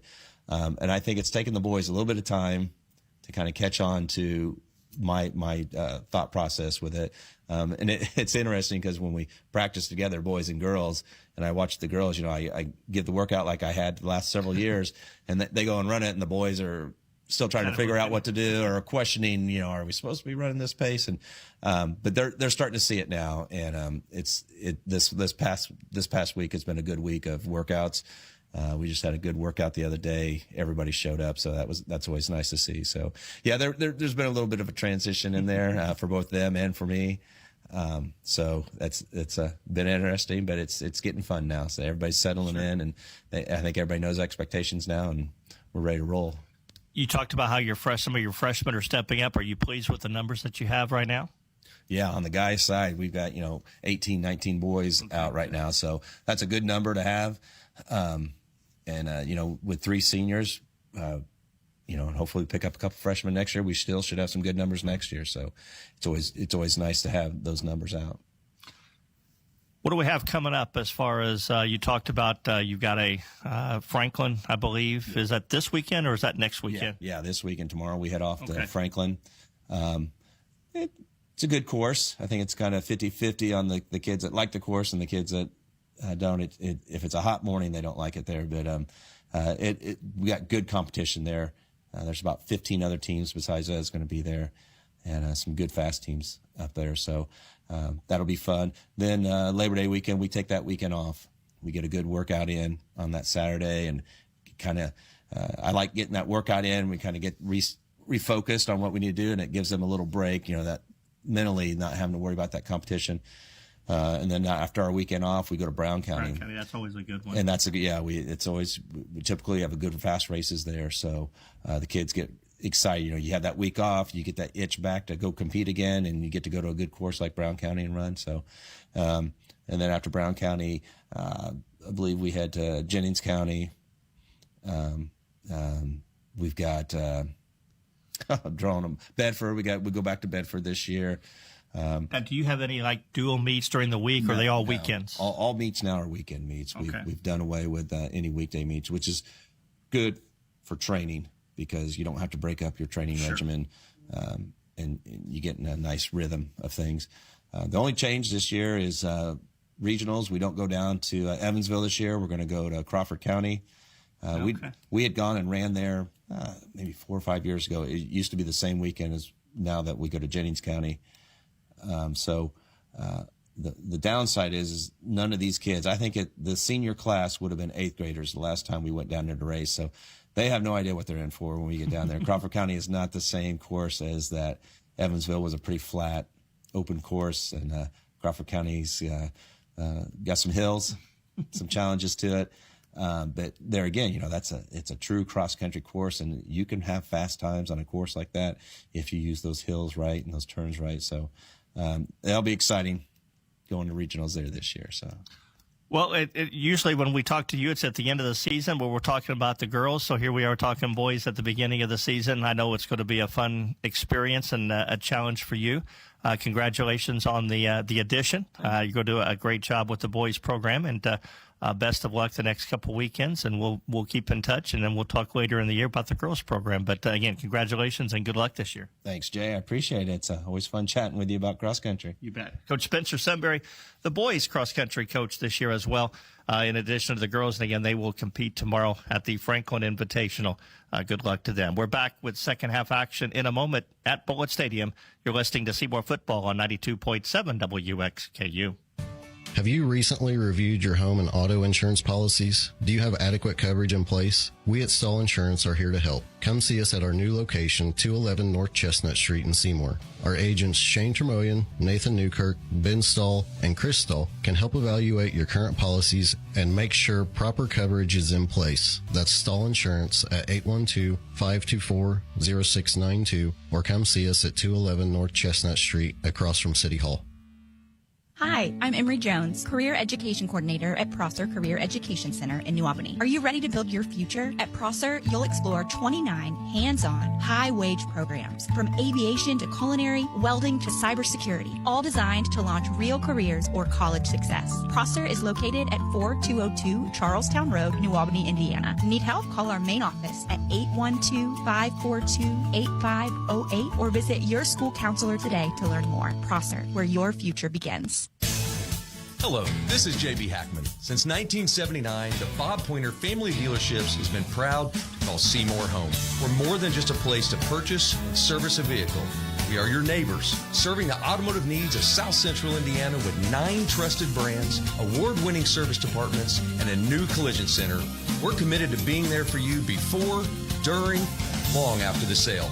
Visit us at bobpointer.com. Thanks, and have a great day. Whatever temperature this winter brings, your friendly and knowledgeable Bryant dealer is ready to help.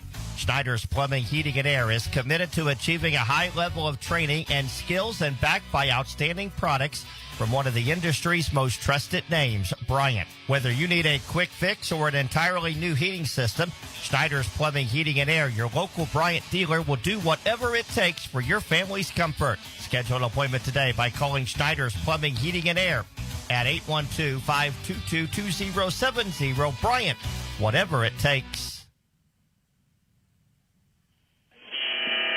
And back here at Bullitt Stadium, where the Owls and the Red Devils back out getting ready for second half action. Seymour trailing Jeffersonville 14-7. As Lance, let's take a look at statistics in the first half.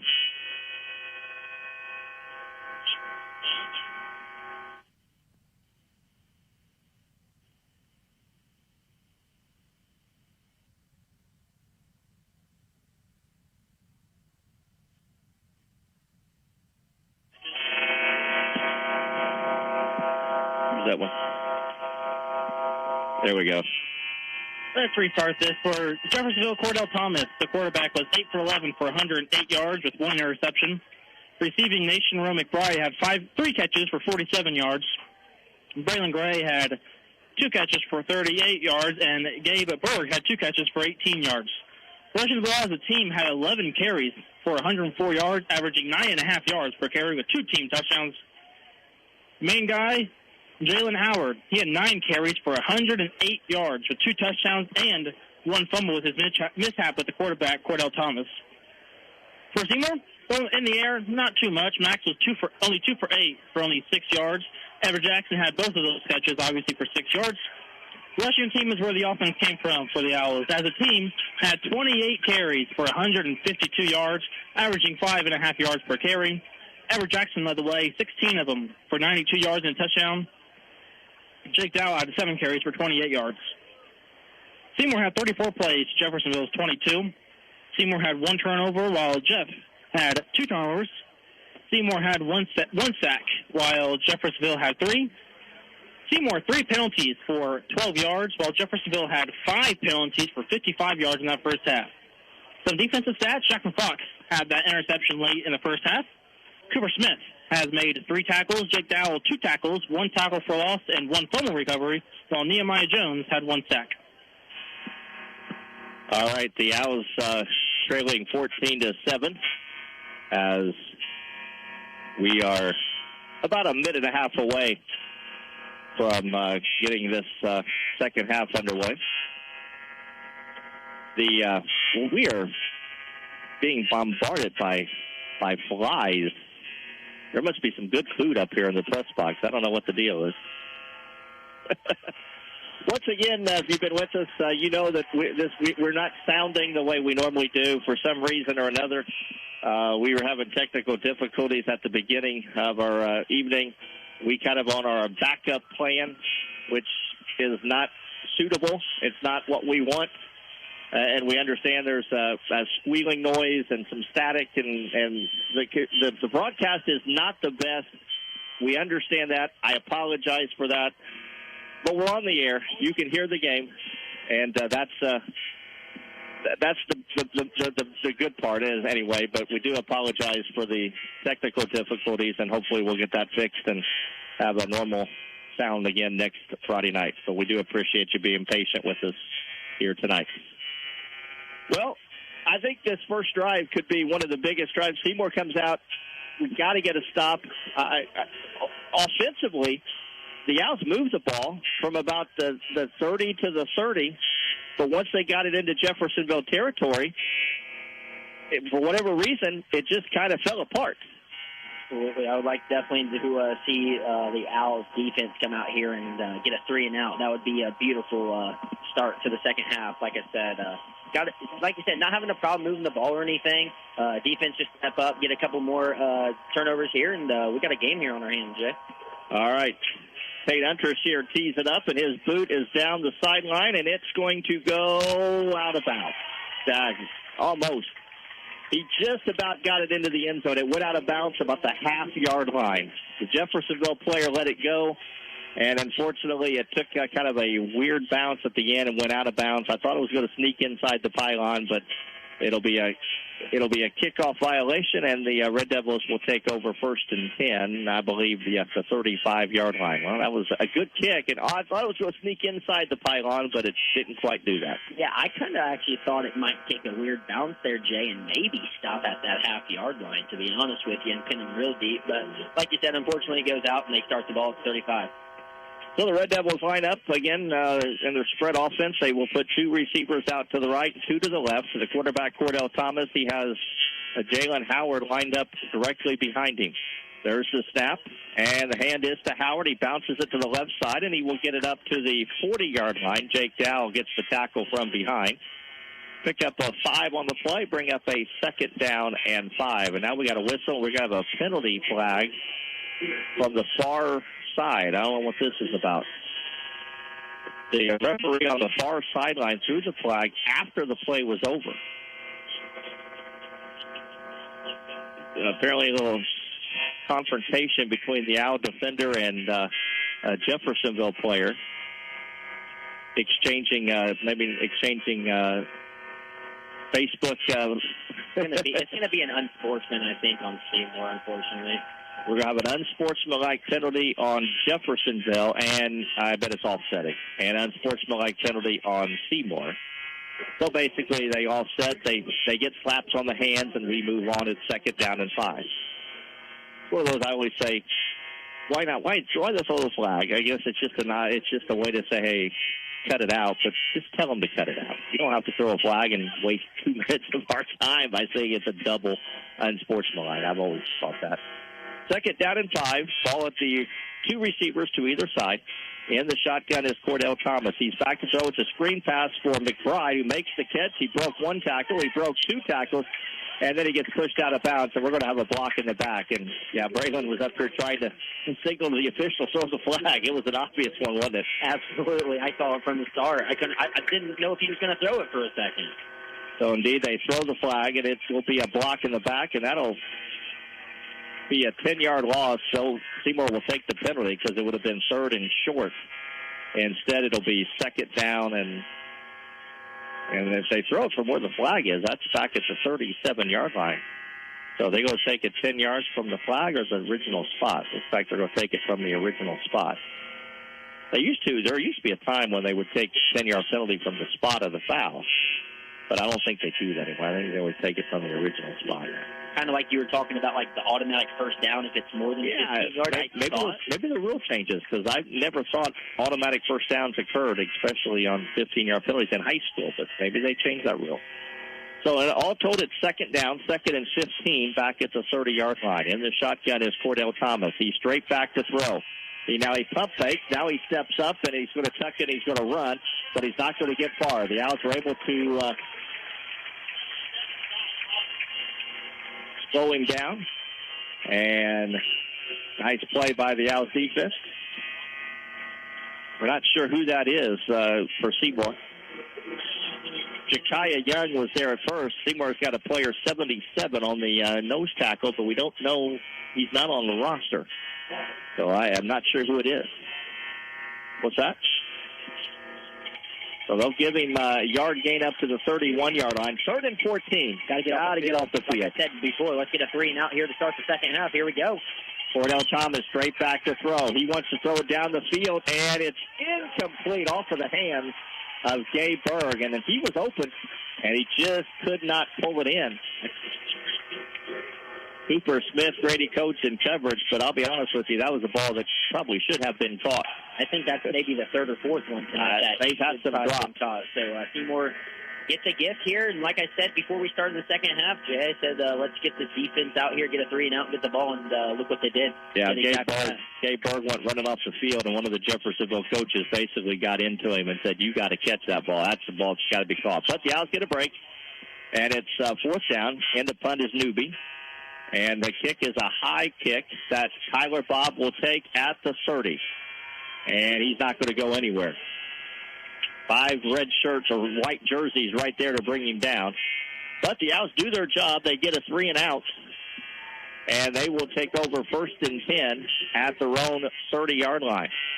Talked about the first half, like you said. We could probably move it from, the 30 to the other side of the 30 pretty easy. So, like I said, I wouldn't change too much on the offense. I mean, they've been moving the ball with ease. Just got to capitalize. So they will take it now 1st and 10 at the 31-yard line.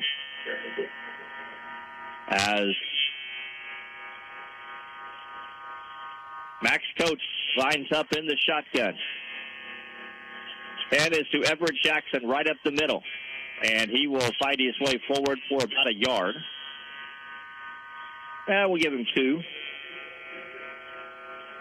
2nd down and 8.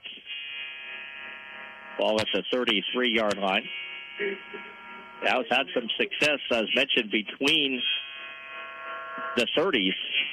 They were able to get into Jeffersonville, I think, every possession in the first half other than one. But they only got 1 touchdown out of it. Coates under center. He will pitch it back to Jackson. Everett will look for some room. He gets it across the 35 up to about the 37, 38-yard line. Going to be shy of the first down by about 2 yards. And it will bring up a 3rd and 2 at the 39-yard line. Running the ball really well. I think here I'll hand it back to Everett, get a 2 yards and move the chains here. Wallace and Cooper Smith are the fullbacks. Jackson is the tailback. Under center is Coates. He will give it to Jackson right up the middle. He's got the first down. Across the 40-yard line to about the 42-yard line. He needed 2. He got 3. 1st and 10. We give credit to that offensive line on the run blocking. They have done a pretty good job. Which when the pass blocking has really been kind of the downfall, but the offensive line has done a nice job when they've run it straight ahead. Same formation, 2 fullbacks, Jackson the tailback. Under center is Coates. Takes the snap, pitches it to Jackson. It's around the left end, tries to get room. He will get it across the 45 and up to the 47-yard line. Coach barely had any time to get that to Jackson, so that was great. Quick handoff, or quick flip toss to Jackson. Yeah, he was under center and was almost getting dragged down just as he took the snap.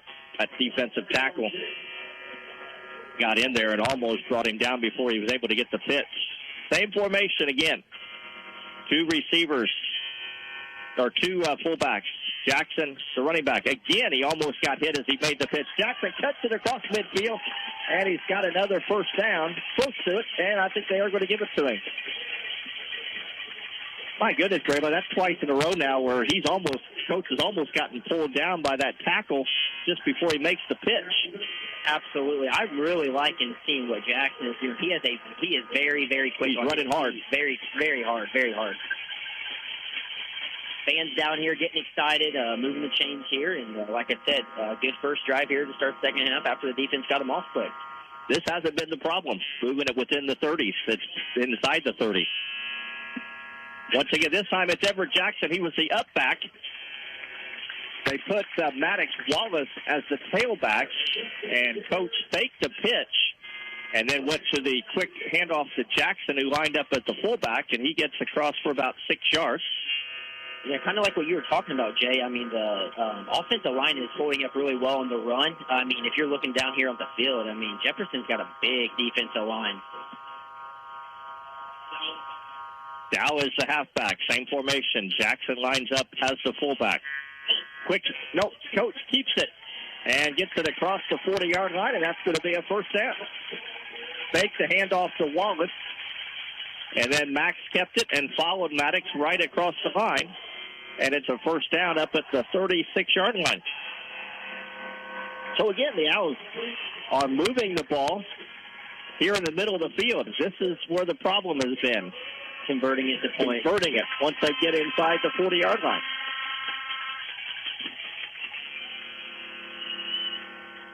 Jackson Fox splits out to the right. Jacob Dow is a tailback. He will get the handle right up the middle. Short yardage.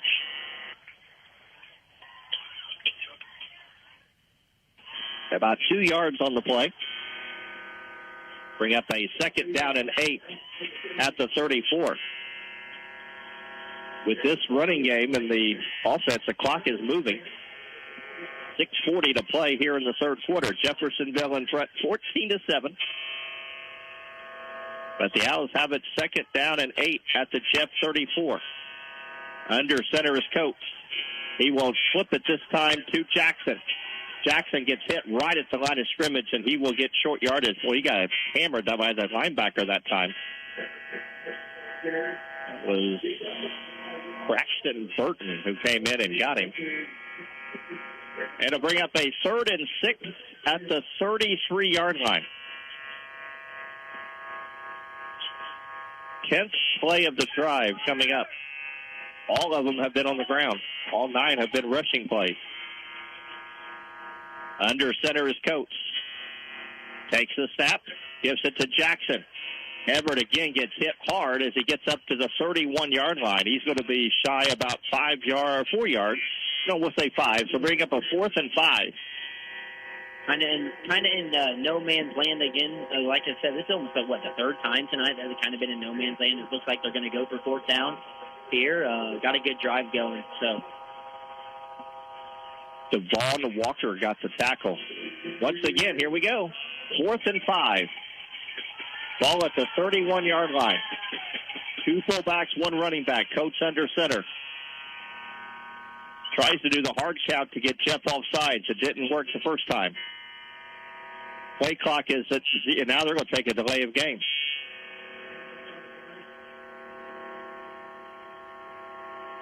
Not exactly sure. Like you said, Jay, they might have been just trying to get the hard count to get 5 They went for the hard count. But once you don't get the hard, now the Owls look like they're going to punt it. From what I seen last kick in Jordan Fox, I mean, I might try to pin him deep here. So the Owls went for the hard count, trying to draw Jeffersonville offside. And now at the Jeff 36, they're going to punt it as Jordan Fox comes in.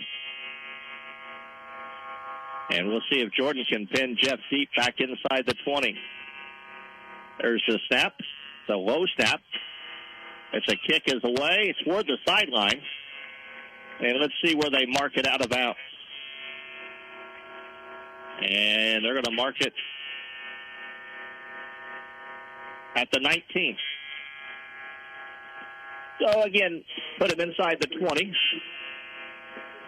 Yeah, but you kind of were shaking your head. That kind of punt right there, you might have wanted to go for it there. I mean, there's not much of a, I don't know, what was the difference of it?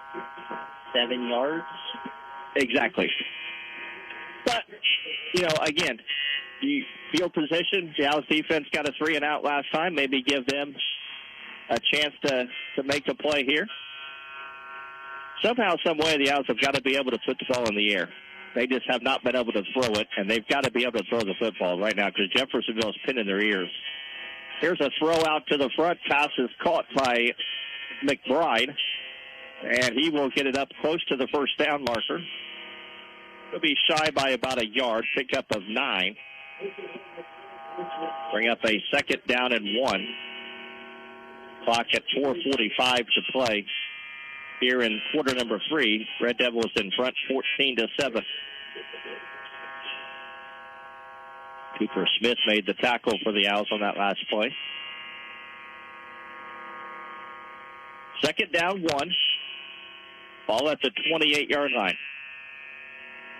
In the shotgun is Cordell Thomas. Takes the snap. Hands to DJ Guy, a new guy in there, and he is hit behind the line of scrimmage.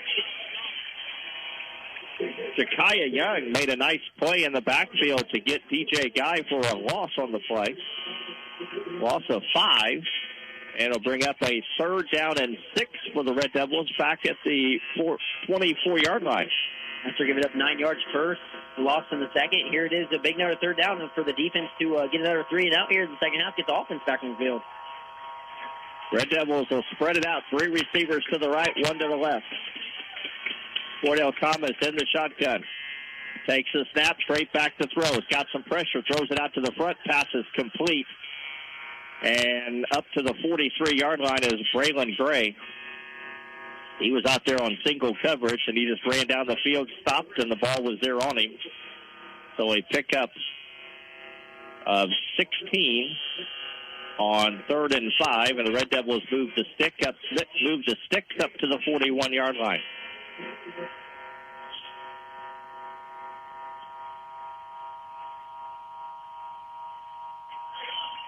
Into the formation. Thomas keeps it, rolls to the left, throws it out, passes incomplete, intended for Braylon Gray. But the pass was high and over his head out of bounds. And it'll be second down and 10. Clock stops with 3:29 to play here in the third quarter.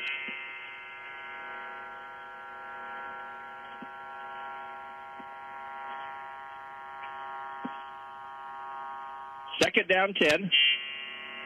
Ball at the 41-yard line. As the Red Devils get to play in from the sideline. Play clock is down to 5. They're going to have to hurry. Down to 2. Down to 1. And they didn't get it off. Nope, they got a timeout. So some confusion on the play call. They call timeout. We'll take a break. 3:29 to play third quarter. Jeffersonville 14, Seymour 7. You're listening to Seymour Football. At New Legacy, you get a team, not just an individual.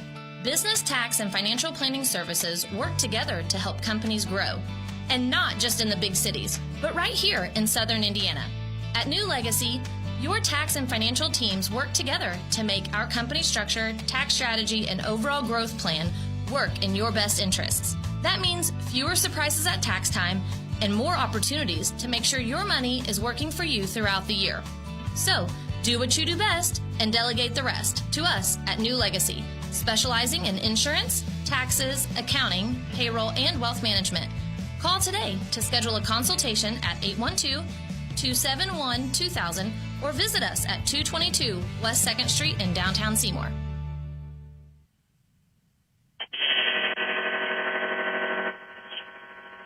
We are back, 3:29 to play here in the third quarter. Jeffersonville faced with a 2nd and 10 at their own 41-yard line. Up in the shotgun is Thomas. He will keep it. He gets hit from behind the ball. It's loose on the turf, and the Owls have it. Whoever number 77 is, he forced it. Jake Dow recovered it. We're not sure who number 77 is for the Owls, but he was the one who forced the fumble. And Seymour takes over 1st and 10 at the Jeffersonville 38-yard line. There's another turnover that the Owls needed. Short field, like you said. Here we go. What is it? 7th drive here, 8th drive of the night. Like I said, it looked like Jefferson had a lot of miscommunication there. Quarterback was left sitting like a duck. Well, I wish I knew who number 77 was for the Owls. Whoever, he was the one who was able to force that fumble. And recovered by Jake Dow. So the Owls have it 1st and 10 at the 38-yard line. In the shotgun is Coates. He's going to throw it. Pass is caught. And it was Everett Jackson who made the catch in the slot. And Everett gets it up across the 35-yard line to the 33-yard line. And Jackson might be a little slow getting up. And Everett Jackson made the catch, but a little gimpy as he comes off to the sideline. Hopefully we aren't starting these cramps early like Coach said last week. 2nd down and 5. Cooper Smith, Jackson Fox, and Clark Bohall split out to the right. Jordan Fox to the left. Now we got a flag, and the Owls took too much time at delay of game. So the 5 yards they pick up on 1st down,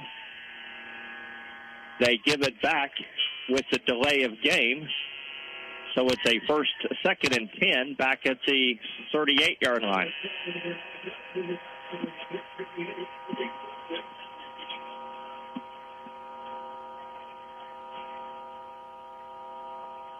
Second down 10, ball at the 38-yard line. 3 receivers again, split to the right, 1 to the left. In the shotgun is Coates. Takes the snap, back to throw. Throws it out front, passes high and intended. It looked like almost that Jackson Fox or Clark Bohall was coming across the middle. But that ball was thrown way high, and lucky it wasn't picked off. The closest player to the ball was a Jeffersonville defender. So 3rd down and 10. Kind of a different at the 38-yard line. A little more passing than running here. 3 receivers again to the right, 1 to the left. Coates takes the snap. Back to throw. Now he steps into the pocket. He gets hit, and he'll go down.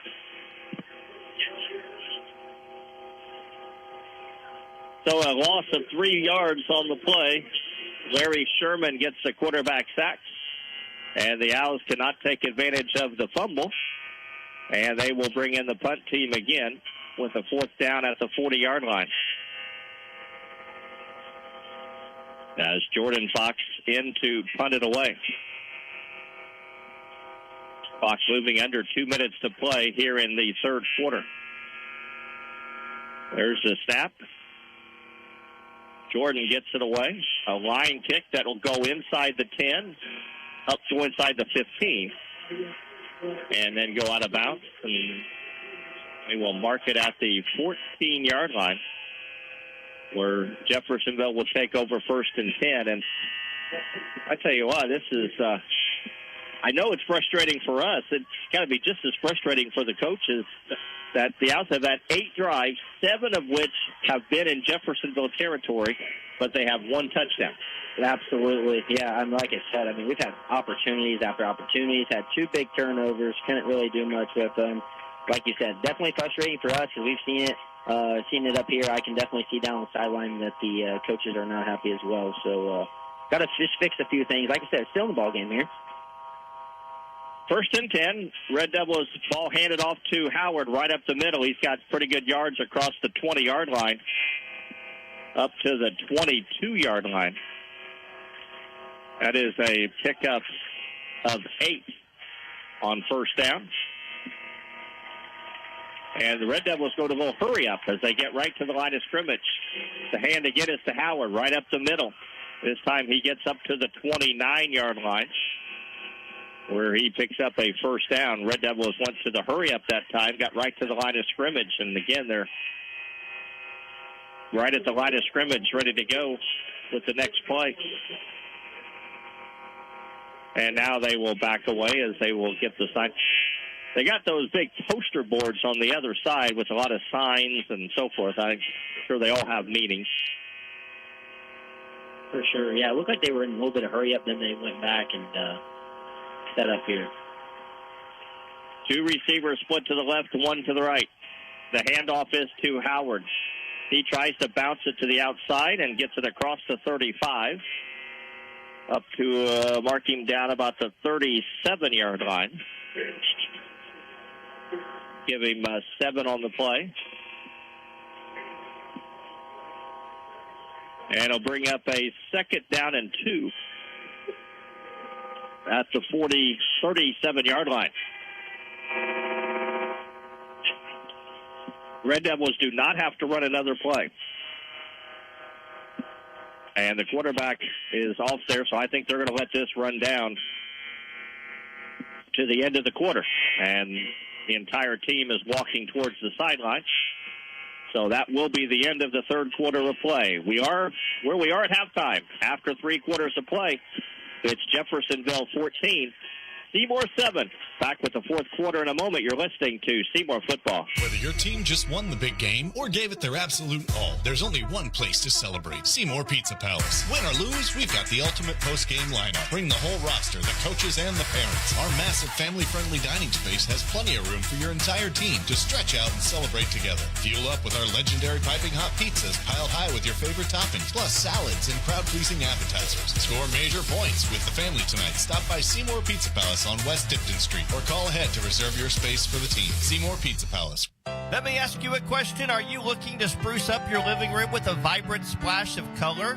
Or maybe give your exterior a fresh coat of paint that turns heads? Or dive into the world of trendy wallpaper designs? Well, if the answer is yes, or even maybe, it's time to call S&B Wall Coverings.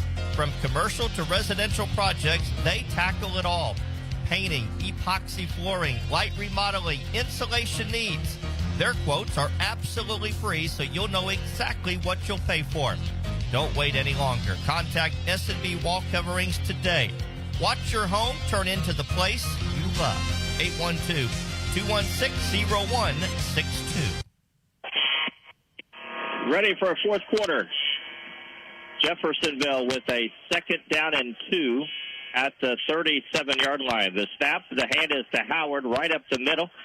Breaks the tackle, gets it across the 40 up to the 44-yard line. And pick up of 7, and it'll bring up a 1st and 10. Well, we did find out who's wearing number 77 for the Owls. Eli Ortiz, a 5'11", 250-pound sophomore. He was 99 last week, and so he's wearing 77. So Eli Ortiz is the guy who was doing some nice things during that third quarter for the Owls. Snap is to Thomas. He's back to throw. And he throws it across the middle, and the pass is caught by Braylon Gray. Him and Jackson Fox kind of had a tug of war, and Gray was able to catch the ball and pull it down at the Seymour 36-yard line. Yeah, I thought it hit the ground too. That was very, very skeptical there. Coach Pappenhouse pleading his case to the official here on this sideline. But nonetheless, it's a first down at the 36-yard line. The snap is to Howard, and he is hit behind the line of scrimmage.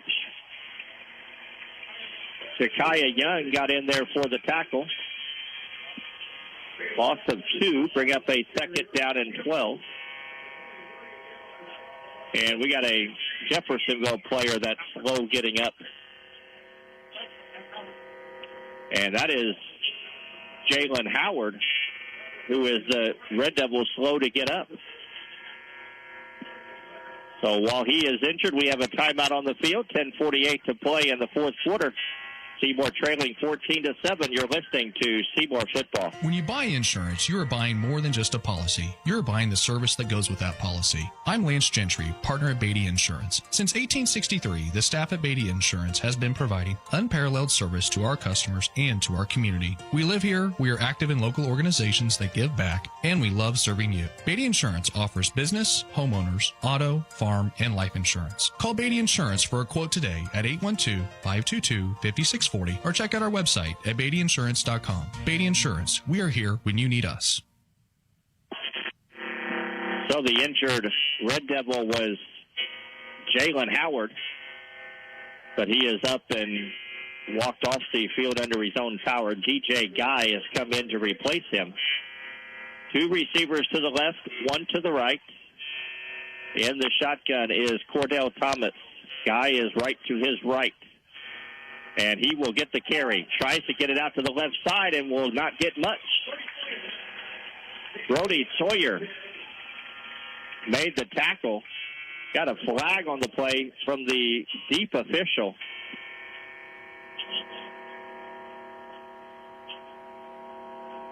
And see what the call is. It's going to be against Jeffersonville. And let's see what the Owls decide to do if it was not a dead ball foul. And they're going to move them back. Yeah, like it's going to be a 10-yard penalty back to the 45-yard line. So it'll remain second down, but now 2nd and 19. Hey, this is a big, big defensive possession here with, like you said, time ticking, how the game's going. Got to get off the field here. Yeah, because you don't know how many more times you're going to get the ball, and where the offense is kind of struggling. Here's back to throw. Now he gets hit, and he'll go down. Flag on the play. Going to have a holding penalty against Jeffersonville. But I think the Owls will decline this one, obviously, as the quarterback sack. Back at the midfield, Jakaya Young got in there for the quarterback sack. We have called Jakaya Young's name quite a bit here in this second half. And the flag on the play will be declined, I think. He's talking about it. Okay, he is going to decline it. Yeah, I don't know why you would take that penalty when it's going to be 3rd down and 24. And you could make it 2nd down and 29, but I would make it 3rd down and 24. Looked like there could have been 2 flags on that play. It looked like the wide receiver jumped early, too. They didn't call that one. But, hey, got a holding. Here we go. Got to get off the field here. Thomas hands the guy right up the middle. Fights it all the way up to the 40-yard line. He is still on the carry. Down to the 39, so he gets 11 yards. Probably should have been stopped after a 3 or 4 yard gain, but he was able to fight forward for 11. It'll be 4th down, but it'll be 4th down and 12. Almost got back to what, the line of scrimmage, maybe? Almost. Red Devils look like they're going to keep their offense out there. Well, if you're the Owl defense, you have to get off the field here. Cannot give up a 1st down on 4th and 13. Seymour's crowd will come to their feet. 2 receivers split to either side. In the shotgun is Cordell Thomas. Back to throw.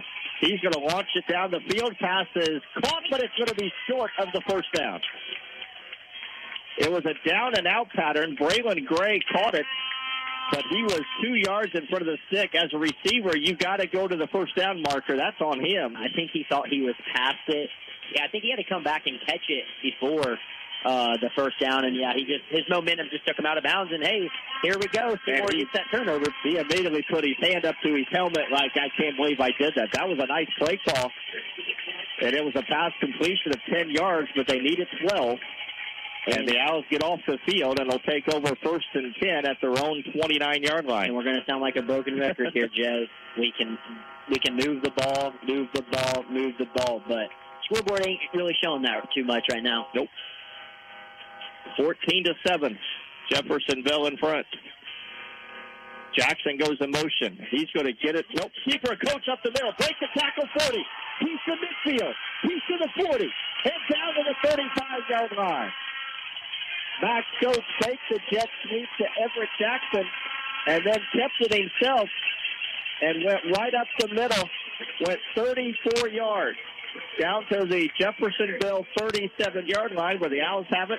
1st and 10, and here we go again. Here we go. Hey, we got a good finish here on a Friday night here for the home opener in 2026 season. Like I said, what a play by Coach to keep that for a big gain here. Ball resting at the Jeffersonville 37-yard line. 2 receivers to the right, 3 receivers to the right, 1 to the left. Coach takes the snap. He's going to throw it. He wants to go deep to Fox, and it's well overthrown. He was in triple coverage.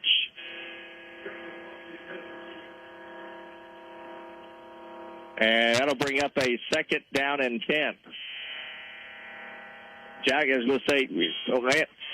By the way, Lance is here, and we got a little set up to where Lance can talk to us in our ears, but he doesn't go over the air. Yeah, it's kind of nice. And it's kind of like the producer back at the studio, right? Yeah. He made a good point. Jackson had no idea where that ball was.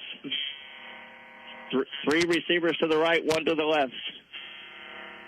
Max takes the snap. He's going to throw a screen pass to Jackson. He makes a catch at the 35 and gets it up across the 30 to the 29-yard line. That's going to be about a yard short. We'll give him 9 on the play. 3rd and 1. Give me Dow in the backfield and get him 1 yard, move the chains. Well, Maddox Wallace comes in as a blocking back. Maybe a QB sneak, push him. And, well, you got him. Jake Dow is lined up as the tailback. Well, Fox and Dow are the fullbacks. Jackson the running back. The pitch is to Everett. He will cut it back in the left. He's got a 1st down across the 25, down to the 21-yard line, 22-yard line. But that's a 1st down, and the Owls have it 1st and 10 at the Jeffersonville 22-yard line. We've got a good crowd on our hands for the home opener. Students excited down here, fans. It's an exciting time right here. Everett Jackson, 168 yards rushing tonight. Same formation, 2 fullbacks, Jackson the running back. Now we got a whistle and a flag, and offside's going to be called on Jeffersonville. So that'll give the Owls 5 yards. Move them a little closer into the red zone now to the 17-yard line, where it'll be 1st and 5. This is the first time they've actually had it in the red zone. They scored their touchdown on a 22-yard run. The snap. Coach is going to keep it around left end, and they read that. Nice play by the defensive guy, Larry Sherman. Max takes the handoff to the up guy and kept it, and Larry Sherman, the defensive end, did not bite. He was right there and got him a loss of 4. 2nd down and 9 at the 20-yard line. Jackson Fox a line out to the left. 2 fullbacks, Wallace and Dow. Jackson the running back. The pitch is to Everett.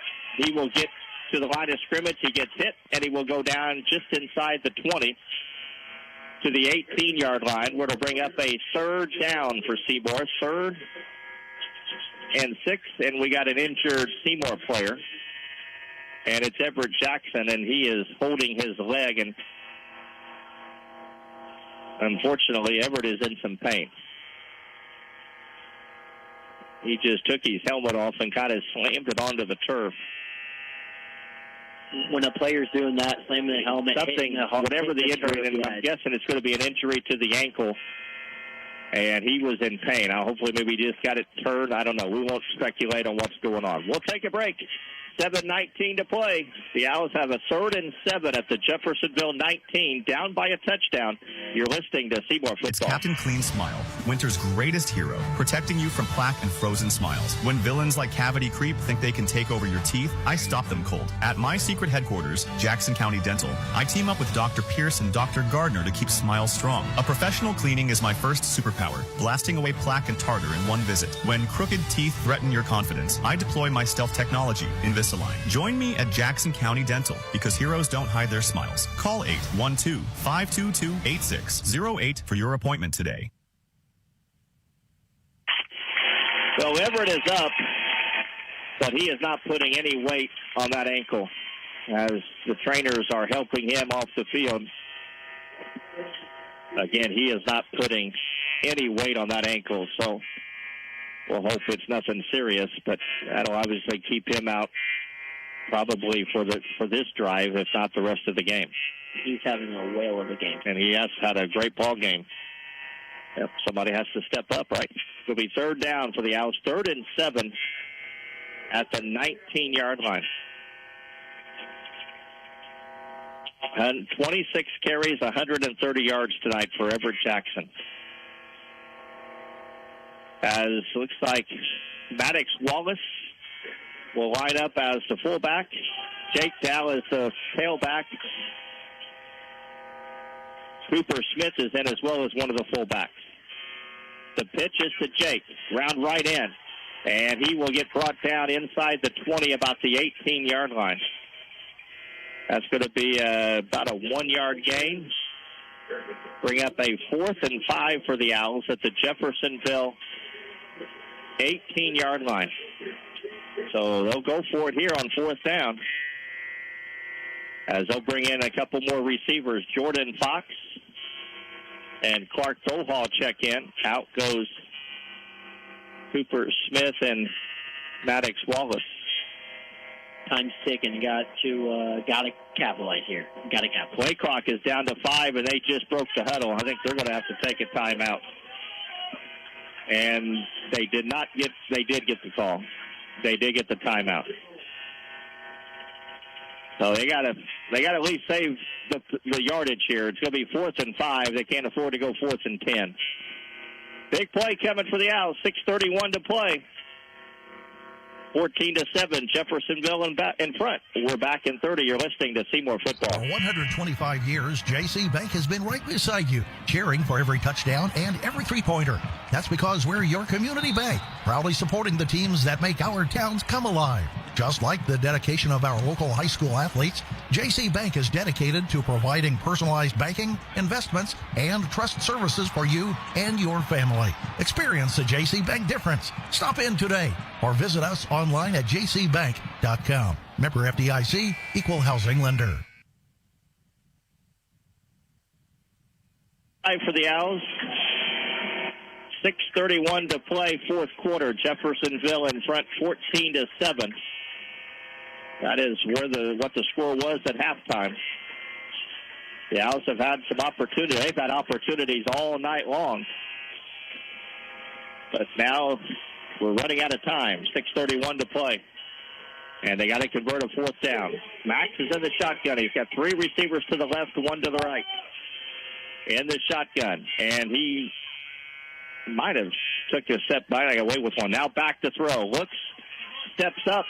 He's going to try to run it, and he's going to be close to the first down. He went out of bounds, and it's going to be a first down. Max was able to scoot around the right end, got pushed out of bounds at the 12-yard line.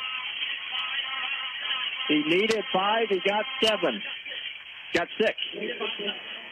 You're kind of saying that one player on Jeffersonville talking to the official saying, hey, how does the quarterback take a step back and not get a ball for some false start? I think he might have got away with one.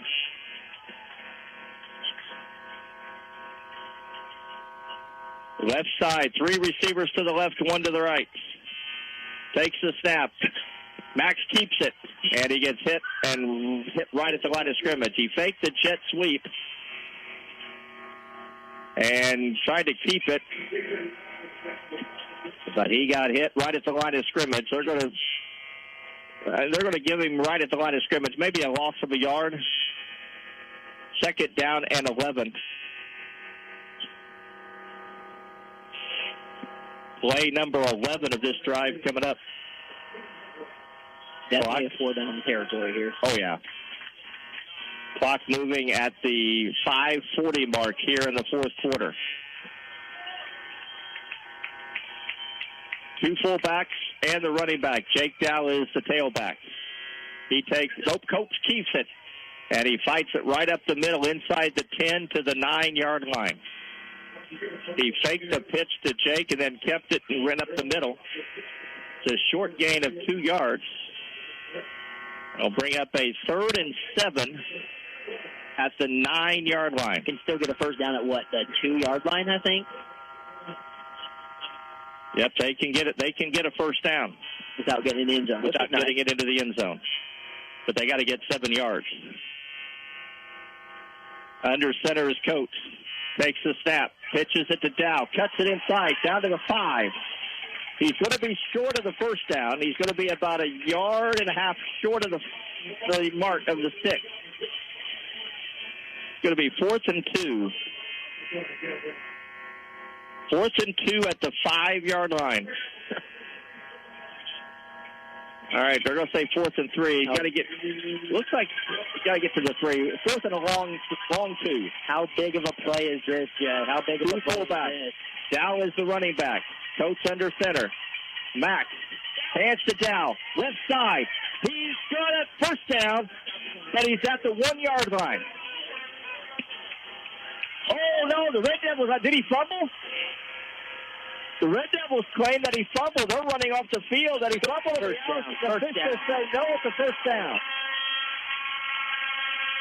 Well, the Red Devils were running off the field like they had recovered a fumble, but the officials say he was down, and it's a first down at the 1-yard line. Red Devils are late getting back to the position. They have 2 guys back here in the backfield. Top formation. Coach keeps it. Quarterback seat into the end zone for the touchdown. What a crazy event there, Wow. Jay. What a crazy event. The Red Devils literally ran off the field thinking they had recovered the fumble.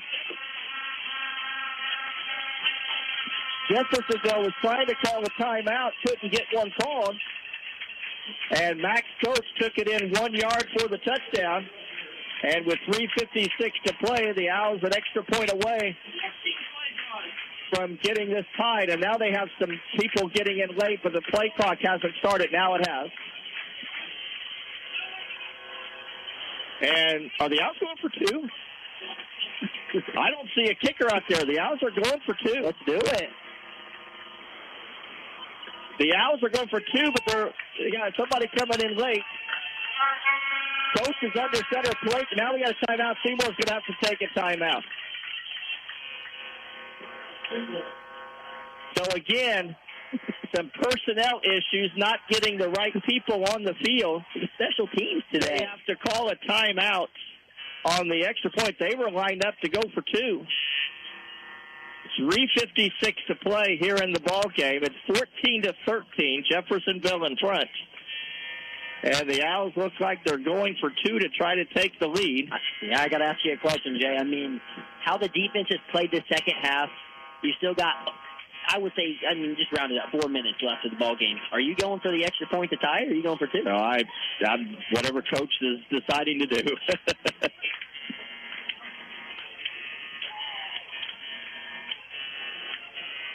So they call timeout. I thought maybe if they call timeout, he might have changed his mind to kick it, but nope.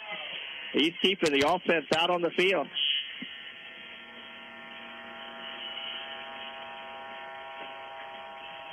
So let's see who they bring out. Coach, center. Dow's going to be the running back. Maddox Wallace is the fullback. Tight end to the left. Under center is Coach. He takes the snap. He's trying to get him to jump. And now a flag comes down, and a false start's going to be called against the Owls. I didn't see exactly who was moving. I didn't see who line, jumped, but somebody jumped, and now Seymour's going to bring in the kicker. So I think they were trying to get Jeffersonville to jump, and I think what he was going to do was going to try to get him to jump a couple times and then take the snap with 1 or 2 seconds on the play clock, because the play clock was down to 5. So now it's an extra point attempt for Fernando Baradas. There's the snap. Placement is down. Kick is away. And the kick is good. And is there a flag for roughing the kicker? Nope, no roughing the kicker. But the kick is good. 3:56 to play on the Pizza Palace scoreboard. It's Seymour 14, Jeffersonville 14. You're listening to Seymour Football. Got a new bone or joint injury? Schneck's Orthopedic Walk-In Clinics are here to help. Now available in Seymour and Salem with no appointment needed. Each location offers expert orthopedic care for the whole family, including on-site x-ray, casting, and bracing services for fast, same-day answers and care. When the unexpected happens, Schneck's Orthopedic Walk-In Clinics are ready to get you back on your feet. Hours and days vary by location, so it's important to check before you go. Visit schneckmed.org for complete details and find the clinic that works best for your schedule. Have you recently reviewed your home and auto insurance policies? here at Bullitt Stadium, where the Owls have tied it as they go 71 yards in 14 plays, 5:50 off the clock. It's a 1-yard quarterback run for Max Coates. Extra point by Fernando Verradas, good. And we are tied at 14 with 3:56 to play here in the ball game as Tate Unterseer has it teed up at the 40-yard line. He will put his foot into it. End-over-end kick. That'll be taken at the 10 by Jeffersonville. It's McBride up to the 25, into the open to midfield, and he may go. And he will. He broke about 3 tackles, and he will go the distance, a 90-yard kickoff return for a touchdown. 87 to be official. And the Red Devils regain the lead at 20-14 on Nation Ride McBride's.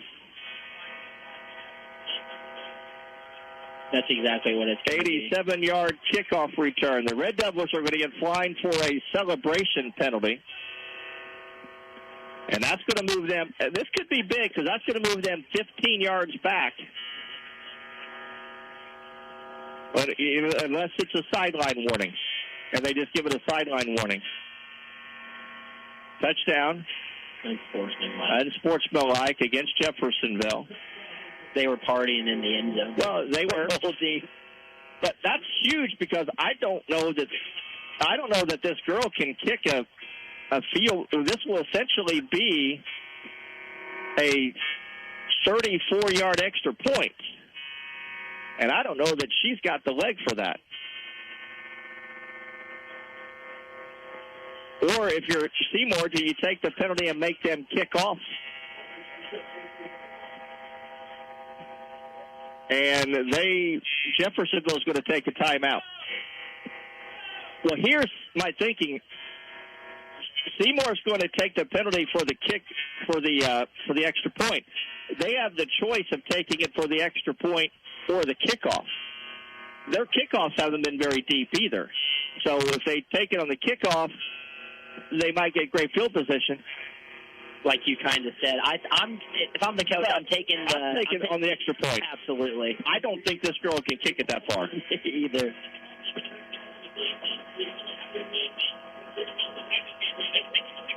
No, they can take it.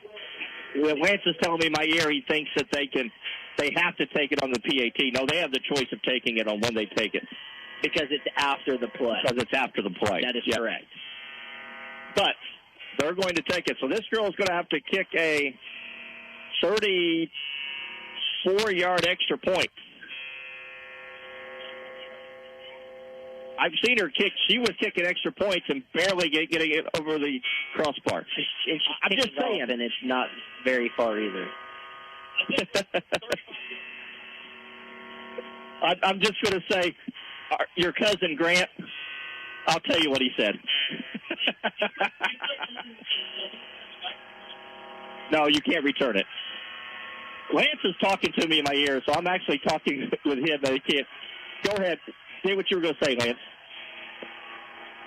I was going to say it's officially going to be a 35-yard PAT, and we thought about maybe putting someone in the back for Seymour to return it, but in high school rules, you can't. I don't think you can do that. So here you go. There's the extra point, and it is no good. Did it have the distance? It was probably one of the better kicks. Yeah. I'm going to be honest with you. Like you said, that could come back to be a very, very big penalty. Yeah, you're right. So it is, extra point is no good. So the Red Devils lead it by a score of 20-14. Now you're Seymour. You've got the ball. You're going to get the ball. You don't have your leading rusher. He is down. He's on the sideline. Everett Jackson is out for tonight. Again, we're not going to speculate what the injury is, but he's not coming back in tonight. He's got his shoulder pads off, and it looks like he's got his leg, ice on his ankle. He's not coming back tonight. Got the student section out here going pretty crazy out here. Fun night here at Bullock. So you got to be able to drive here with 3:42 to play. Down by 6, but you're right. If they're able to get it in, that extra point could be the difference. We'll see. We got a good finish on our hands for tonight, though. We do. So Abigail Lemon has it teed up at the 40-yard line.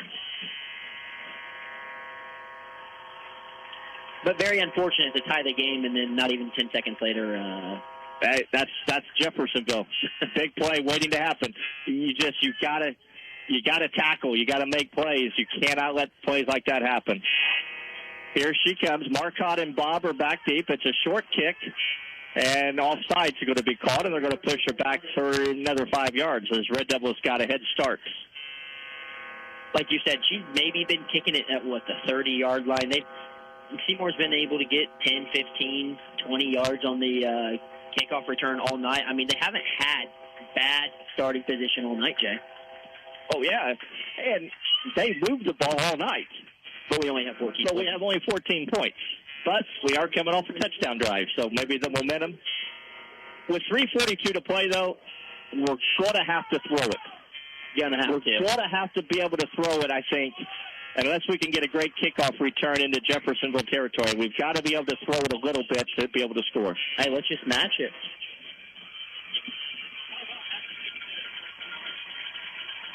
So here's Clement to kick it again.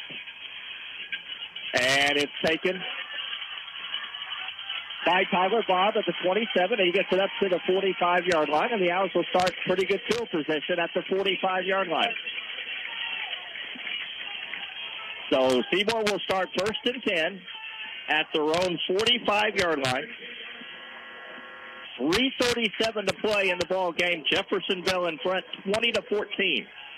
Seymour have 2, 3 timeouts? They got all One timeout. One timeout. Wow. So, I mean, you still got plenty of time. You got the whole playbook in play still. No need to rush. Well, yeah, there's no need to rush at this point. Coach is in the shotgun. He will hand to Dow up the middle. Jake will fight his way forward up to the 49-yard line. Pick up a 4, 2nd down and 6. Clock moves with 3:20.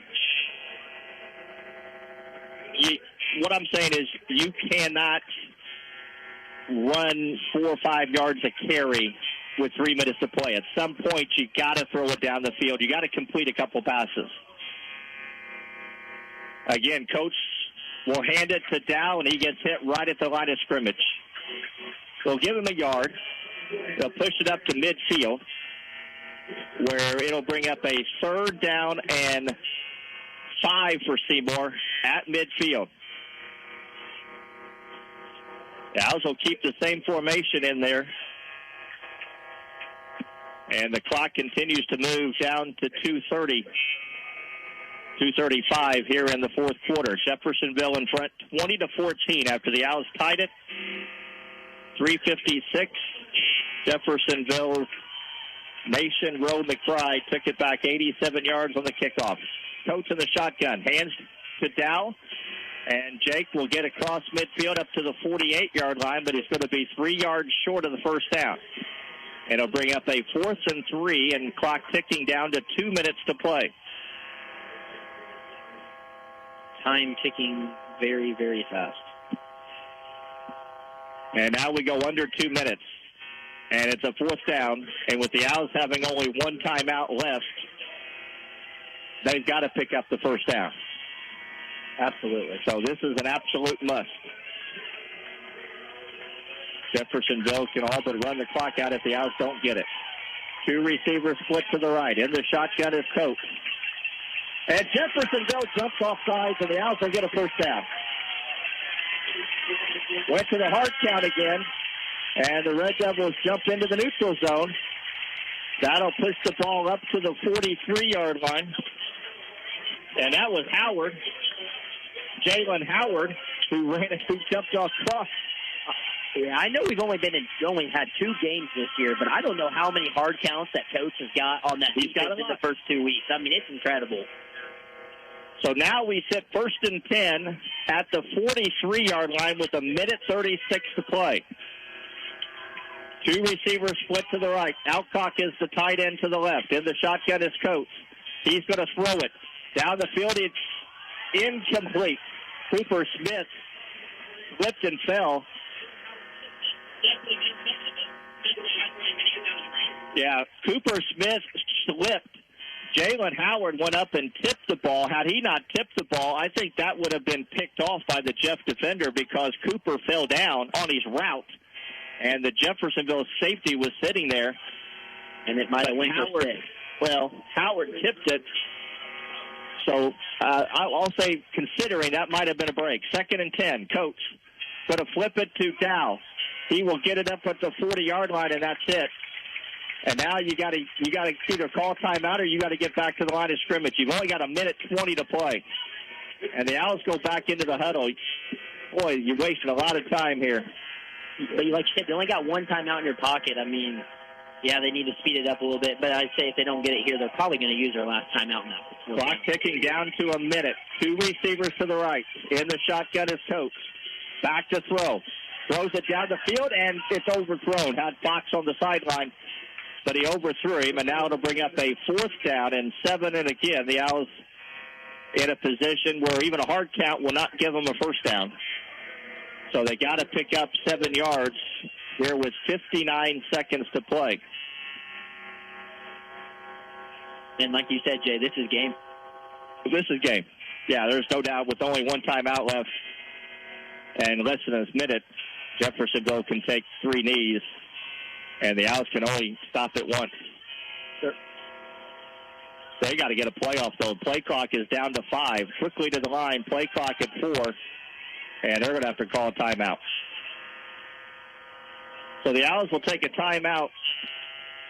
So now, without any timeouts, this is the ball game. 4th and 7 at the 40-yard line with 59 seconds to play.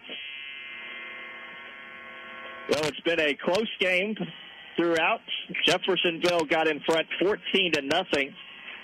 The Owls put together a drive midway through the second quarter to cut it to 14-7.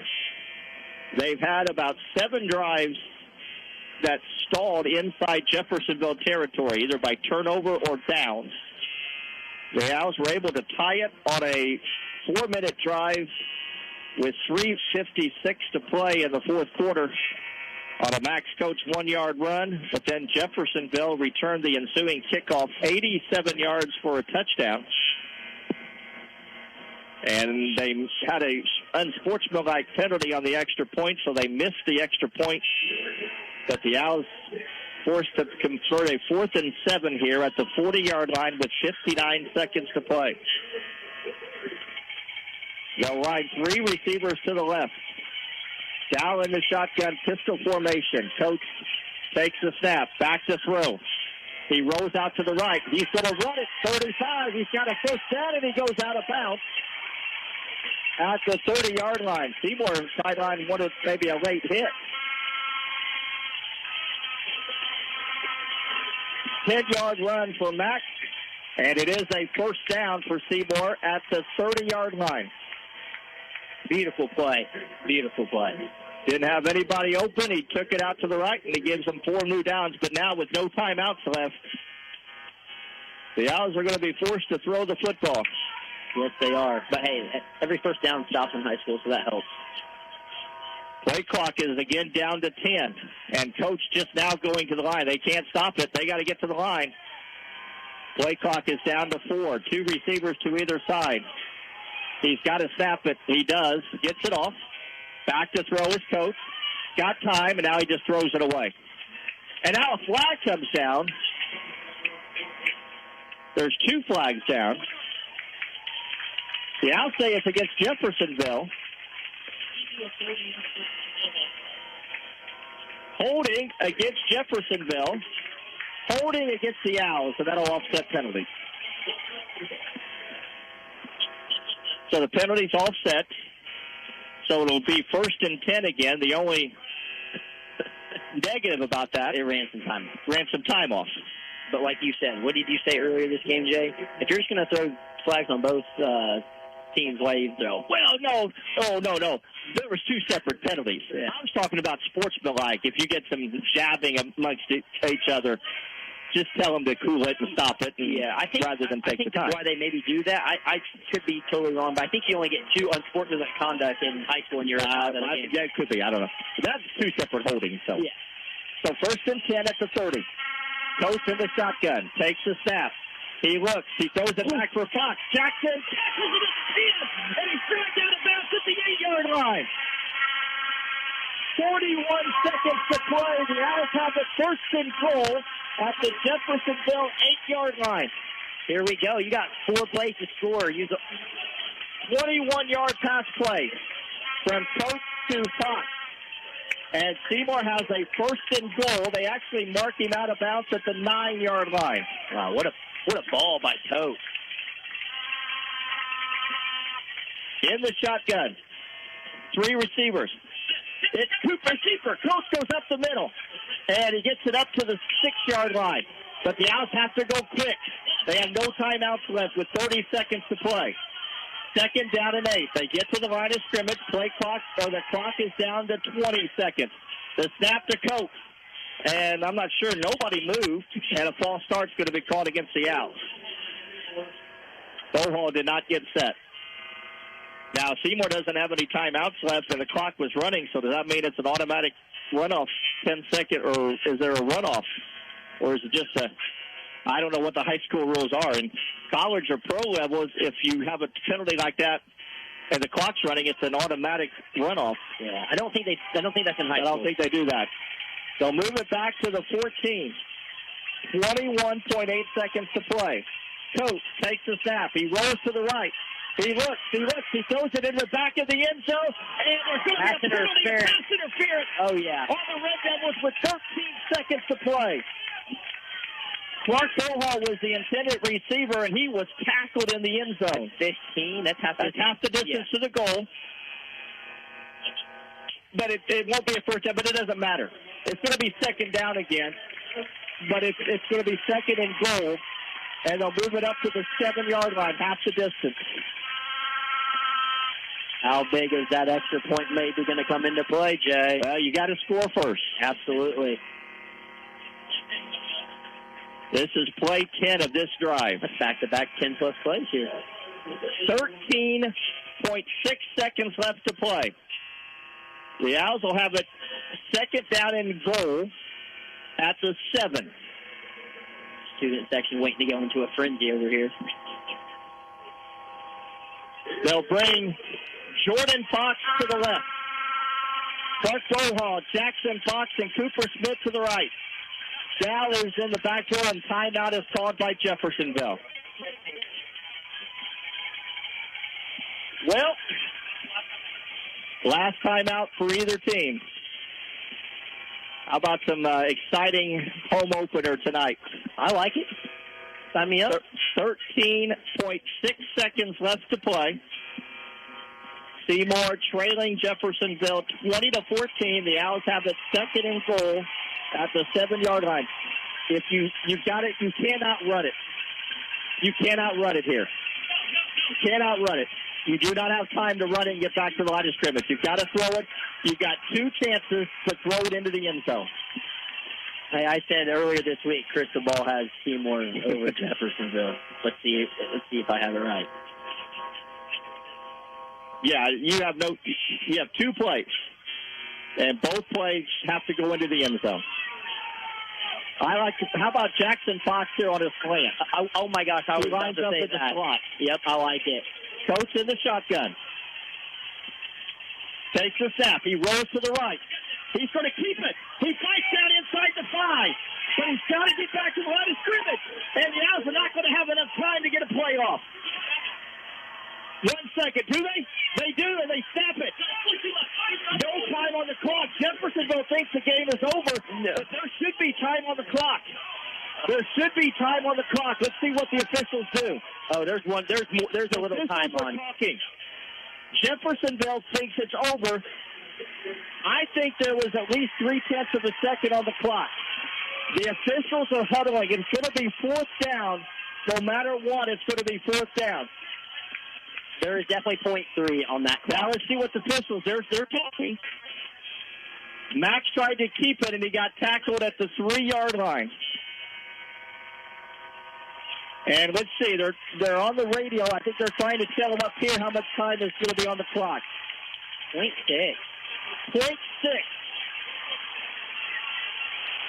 So here we go. Last play of the game. It's fun here, Jay, tonight, boys. Ball resting at the 4-yard line. Coach in the shotgun.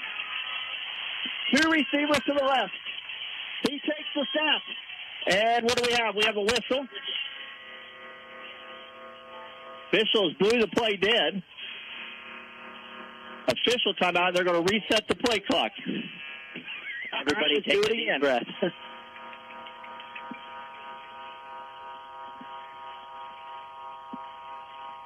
All right, let's reset it. Ball at the 3-yard line. 4th and goal. 6/10 of the second. Last play of the game. Well, the last play of regulation. That we know. Yeah. Here's Coach in the shotgun. Takes the snap. Back to throw. Throws it out to the front, and nobody's there. Incomplete. Game is over. Darn. He tried to throw an out route to Jackson Fox, and Jackson couldn't quite get the cut in time, and it sails past him, and it's over, and that's how this game ends. Well, the Owls made it interesting. Had a chance there as a final play. He tried to run an out pattern to Jackson Fox, and Jackson couldn't get his cut in time. It was a timing pattern, and the ball sailed, and nobody was even close to it. And that will end the ball game. Final score, Jeffersonville 20, Seymour 14. Back to start our post-game show in 2 minutes. Hi, I'm Emery Jones, Career Education Coordinator at Prosser Career Education Center in New Albany. Are you ready to build your future? At Prosser, you'll explore 29 hands-on, high-wage programs, from aviation to culinary, welding to cybersecurity, all designed to launch real careers or college success. Prosser is located at 4202 Charlestown Road, New Albany, Indiana. Need help? Call our main office at 812-542-8508 or visit your school counselor today to learn more. Prosser, where your future begins. Hello, this is J.B. Hackman. Since 1979, the Bob Pointer Family Dealerships has been proud to call Seymour home. We're more than just a place to purchase and service a vehicle. We are your neighbors, serving the automotive needs of South Central Indiana with 9 trusted brands, award-winning service departments, and a new collision center. We're committed to being there for you before, during, long after the sale. Visit us at bobpointer.com. Thanks, and have a great day. Whatever temperature this winter brings, your friendly and knowledgeable Bryant dealer is ready to help. Schneider's Plumbing, Heating, and Air is committed to achieving a high level of training and skills and backed by outstanding products from one of the industry's most trusted names, Bryant. Whether you need a quick fix or an entirely new heating system, Schneider's Plumbing, Heating, and Air, your local Bryant dealer, will do whatever it takes for your family's comfort. Schedule an appointment today by calling Schneider's Plumbing, Heating, and Air at 812-522-2070. Bryant, whatever it takes. When was the last time you reviewed or shopped your business insurance rates? Yeah, that's what we thought, and you're not alone. At New Legacy, our commercial insurance team doesn't just shop for competitive rates when you first become a client. We automatically review your coverage biannually to help ensure you're getting the protection you need at a competitive price. At New Legacy, we believe your money should always be working for you in every division and every circumstance. So, do what you do best and delegate the rest to us at New Legacy. Call today to schedule a consultation with our team at 812-271-2000 or visit us at 222 West 2nd Street in downtown Seymour. Back here at Bullitt Stadium, where the Owls lose tonight to the Red Devils of Jeffersonville by a final score of 20-14.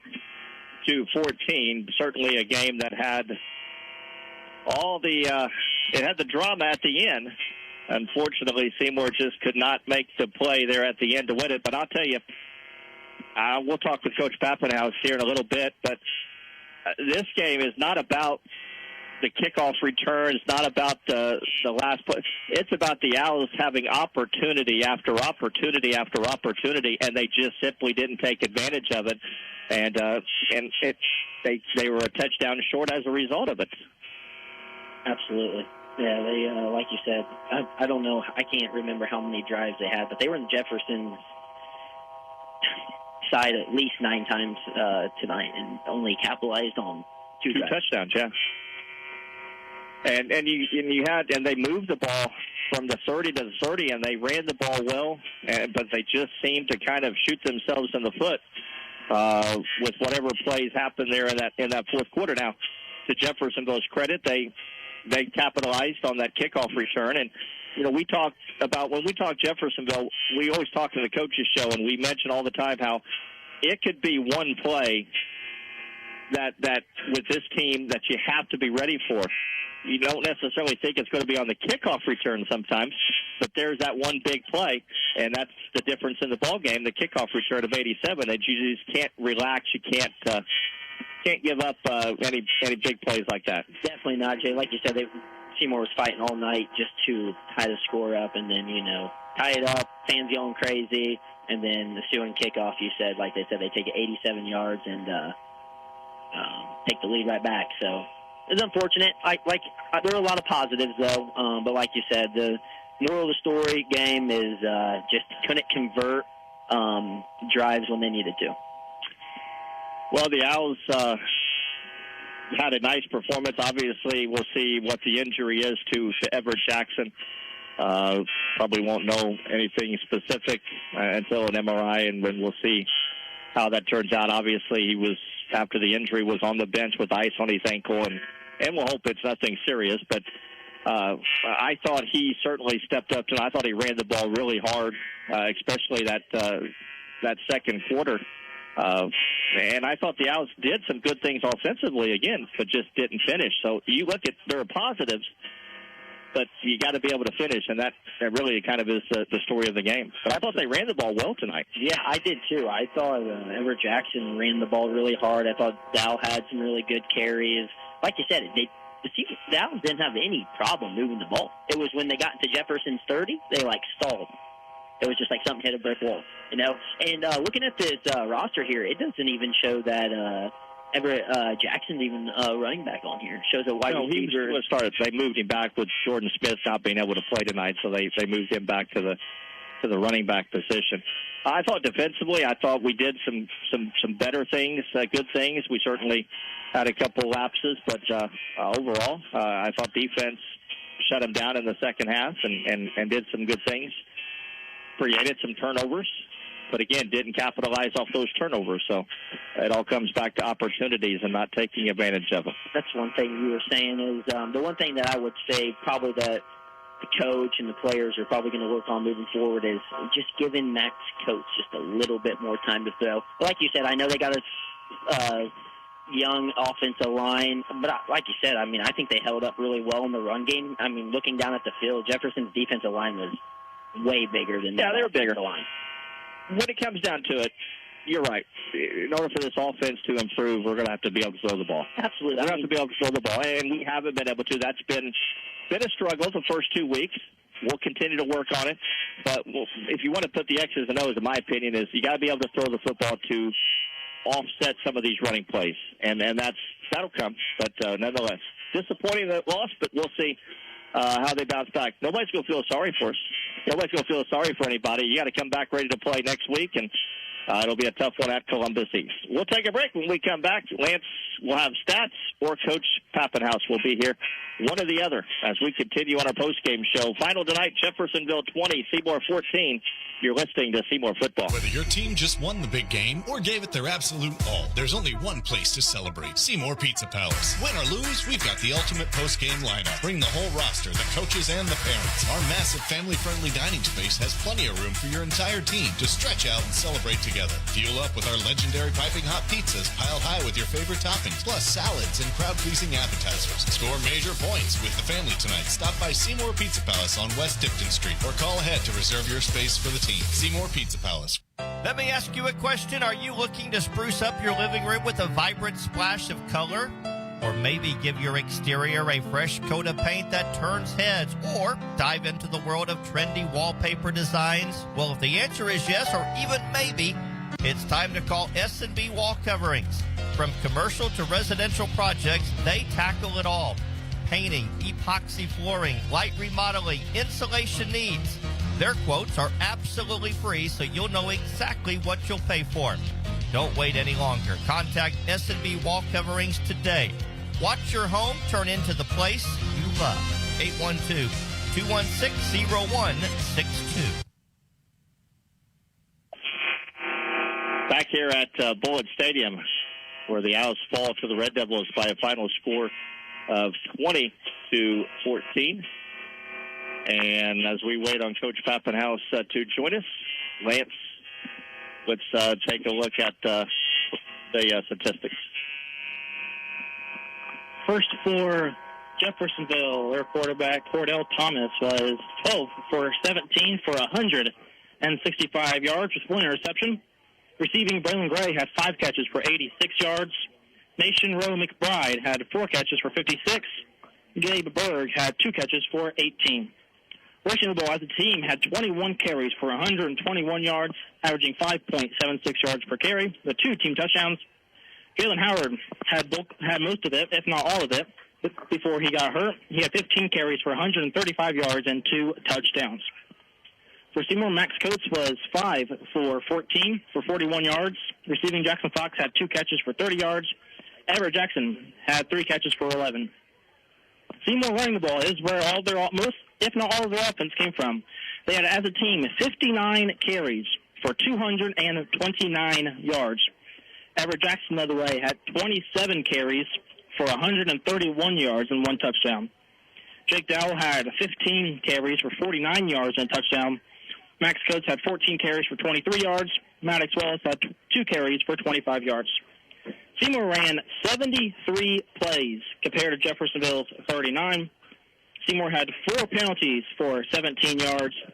Jeffersonville had 10 penalties for 89 yards. 12 first downs for Jeffersonville. Seymour had 17. 1 sack for Seymour. Jeffersonville had 3. Similar defense stats. Cooper Smith for Seymour had 4 tackles. Jackson Fox had an interception. Jake Dowell had 2 tackles, a tackle for loss, and 2 fumble recoveries. Eli Ortiz forced a fumble. Nehemiah Jones had a tackle and a sack. Jakai Young had 1 tackle and 2 tackles for loss. And we are joined by Coach Dave Pappenhouse as the Owls fall here tonight. Coach, I know it's a tough one for the Owls to lose, and you look back and talk about that last drive and the great effort, and certainly you look at the positives. But I'll just tell you what I think the difference of this game is our lack of ability to finish drives tonight. I think we had 7 or 8 drives that stalled in Jeffersonville territory. You know, you have to be able to put that ball to finish those drives, and unfortunately tonight we just didn't do it. Yeah, absolutely. I mean, I thought the offense was night and day compared to last week, and you know, we got down. I don't know. I felt like we were inside the 20 half the night and coming away with 4th and short or whatever. But yeah, we've got to finish drives. A little more of the same as last week, just self-inflicted stuff that,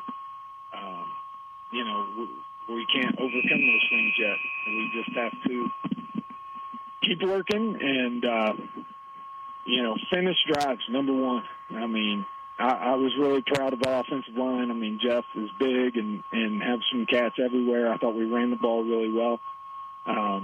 Losing Everett Jackson there late in the 4th, that really hurt. Everett, he's a really, really good football player. And he played a really, really good football game tonight, and it would have been awesome to have him at the end. Yeah, we're not going to speculate on what the status is on Everett. We believe he's going to be out for a few ball games at least. Going forward, other guys just kind of have to step up now and kind of pick up those pieces, don't they? Yeah. We'll get we'll get Jordan Green back at running back next week. You know, he'll be coming off his hamstring, and Anthony Rody's going to have to carry the ball some. And, you know, the running back room has to get better this week. You know, it's unfortunate that, you know,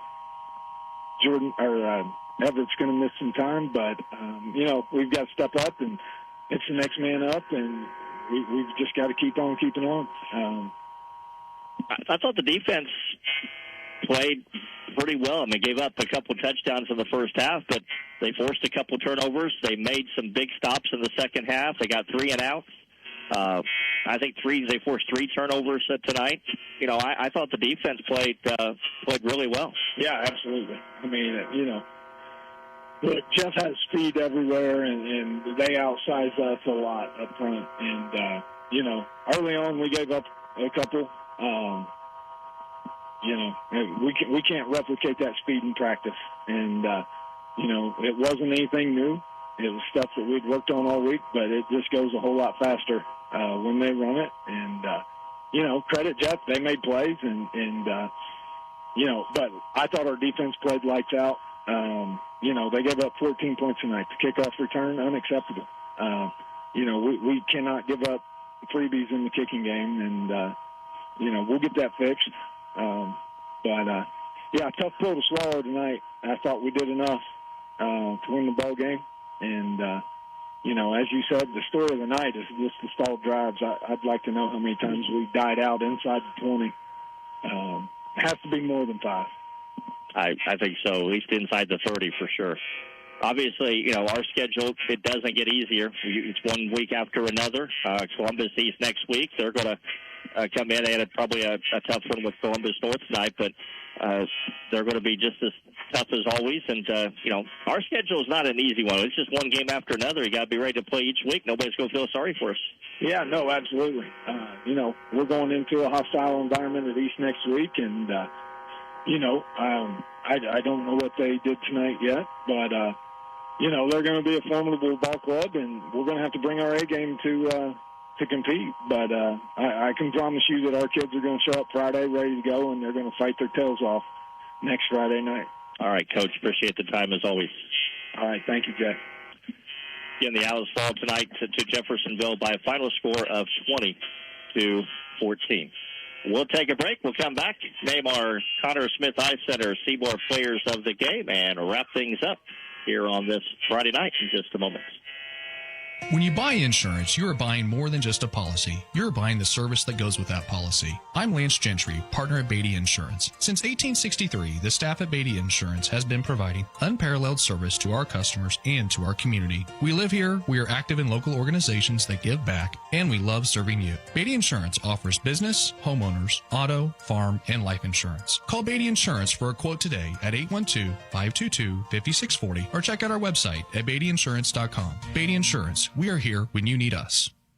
For 125 years, J.C. Bank has been right beside you, cheering for every touchdown and every three-pointer. That's because we're your community bank, proudly supporting the teams that make our towns come alive. Just like the dedication of our local high school athletes, J.C. Bank is dedicated to providing personalized banking, investments, and trust services for you and your family. Experience the J.C. Bank difference. Stop in today or visit us online at jcbank.com. Member FDIC, Equal Housing Lender. Many people do not know that our eyes tell a lot about our health. That is why at Connor Smith Eye Center, Dr. Smith, Lambring, and Brooks believe it is very important to have a complete eye exam once a year. If you are diabetic, you are more likely to develop retinal damage to the eye. With a regular eye exam, your eye doctor can monitor the symptoms leading to this problem. Do not wait until it's too late. Visit their website at connorsmitheyecenter.com for more information, or call for an appointment today, 812-524-3937. See your future clearly. And back here at Seymour, where the Owls fall tonight to fight Jeffersonville, and our Connor Smith Eye Center Seymour players of the game. Offensively, we're going to go Everett Jackson, who ran the ball extremely hard. Unfortunately, not going to speculate on injury, although we think we know what it is. Go ahead, tell me, mate. He had 27 carries for 131 yards. He also added about 15 yards through the air, which didn't have a lot of passing yards, only 41 total, but he had 15 of them. Jackson Fox had the other. So big key on the offense. Hopefully he does not, like you said, doesn't miss too much time for us. He's a key player for the offense.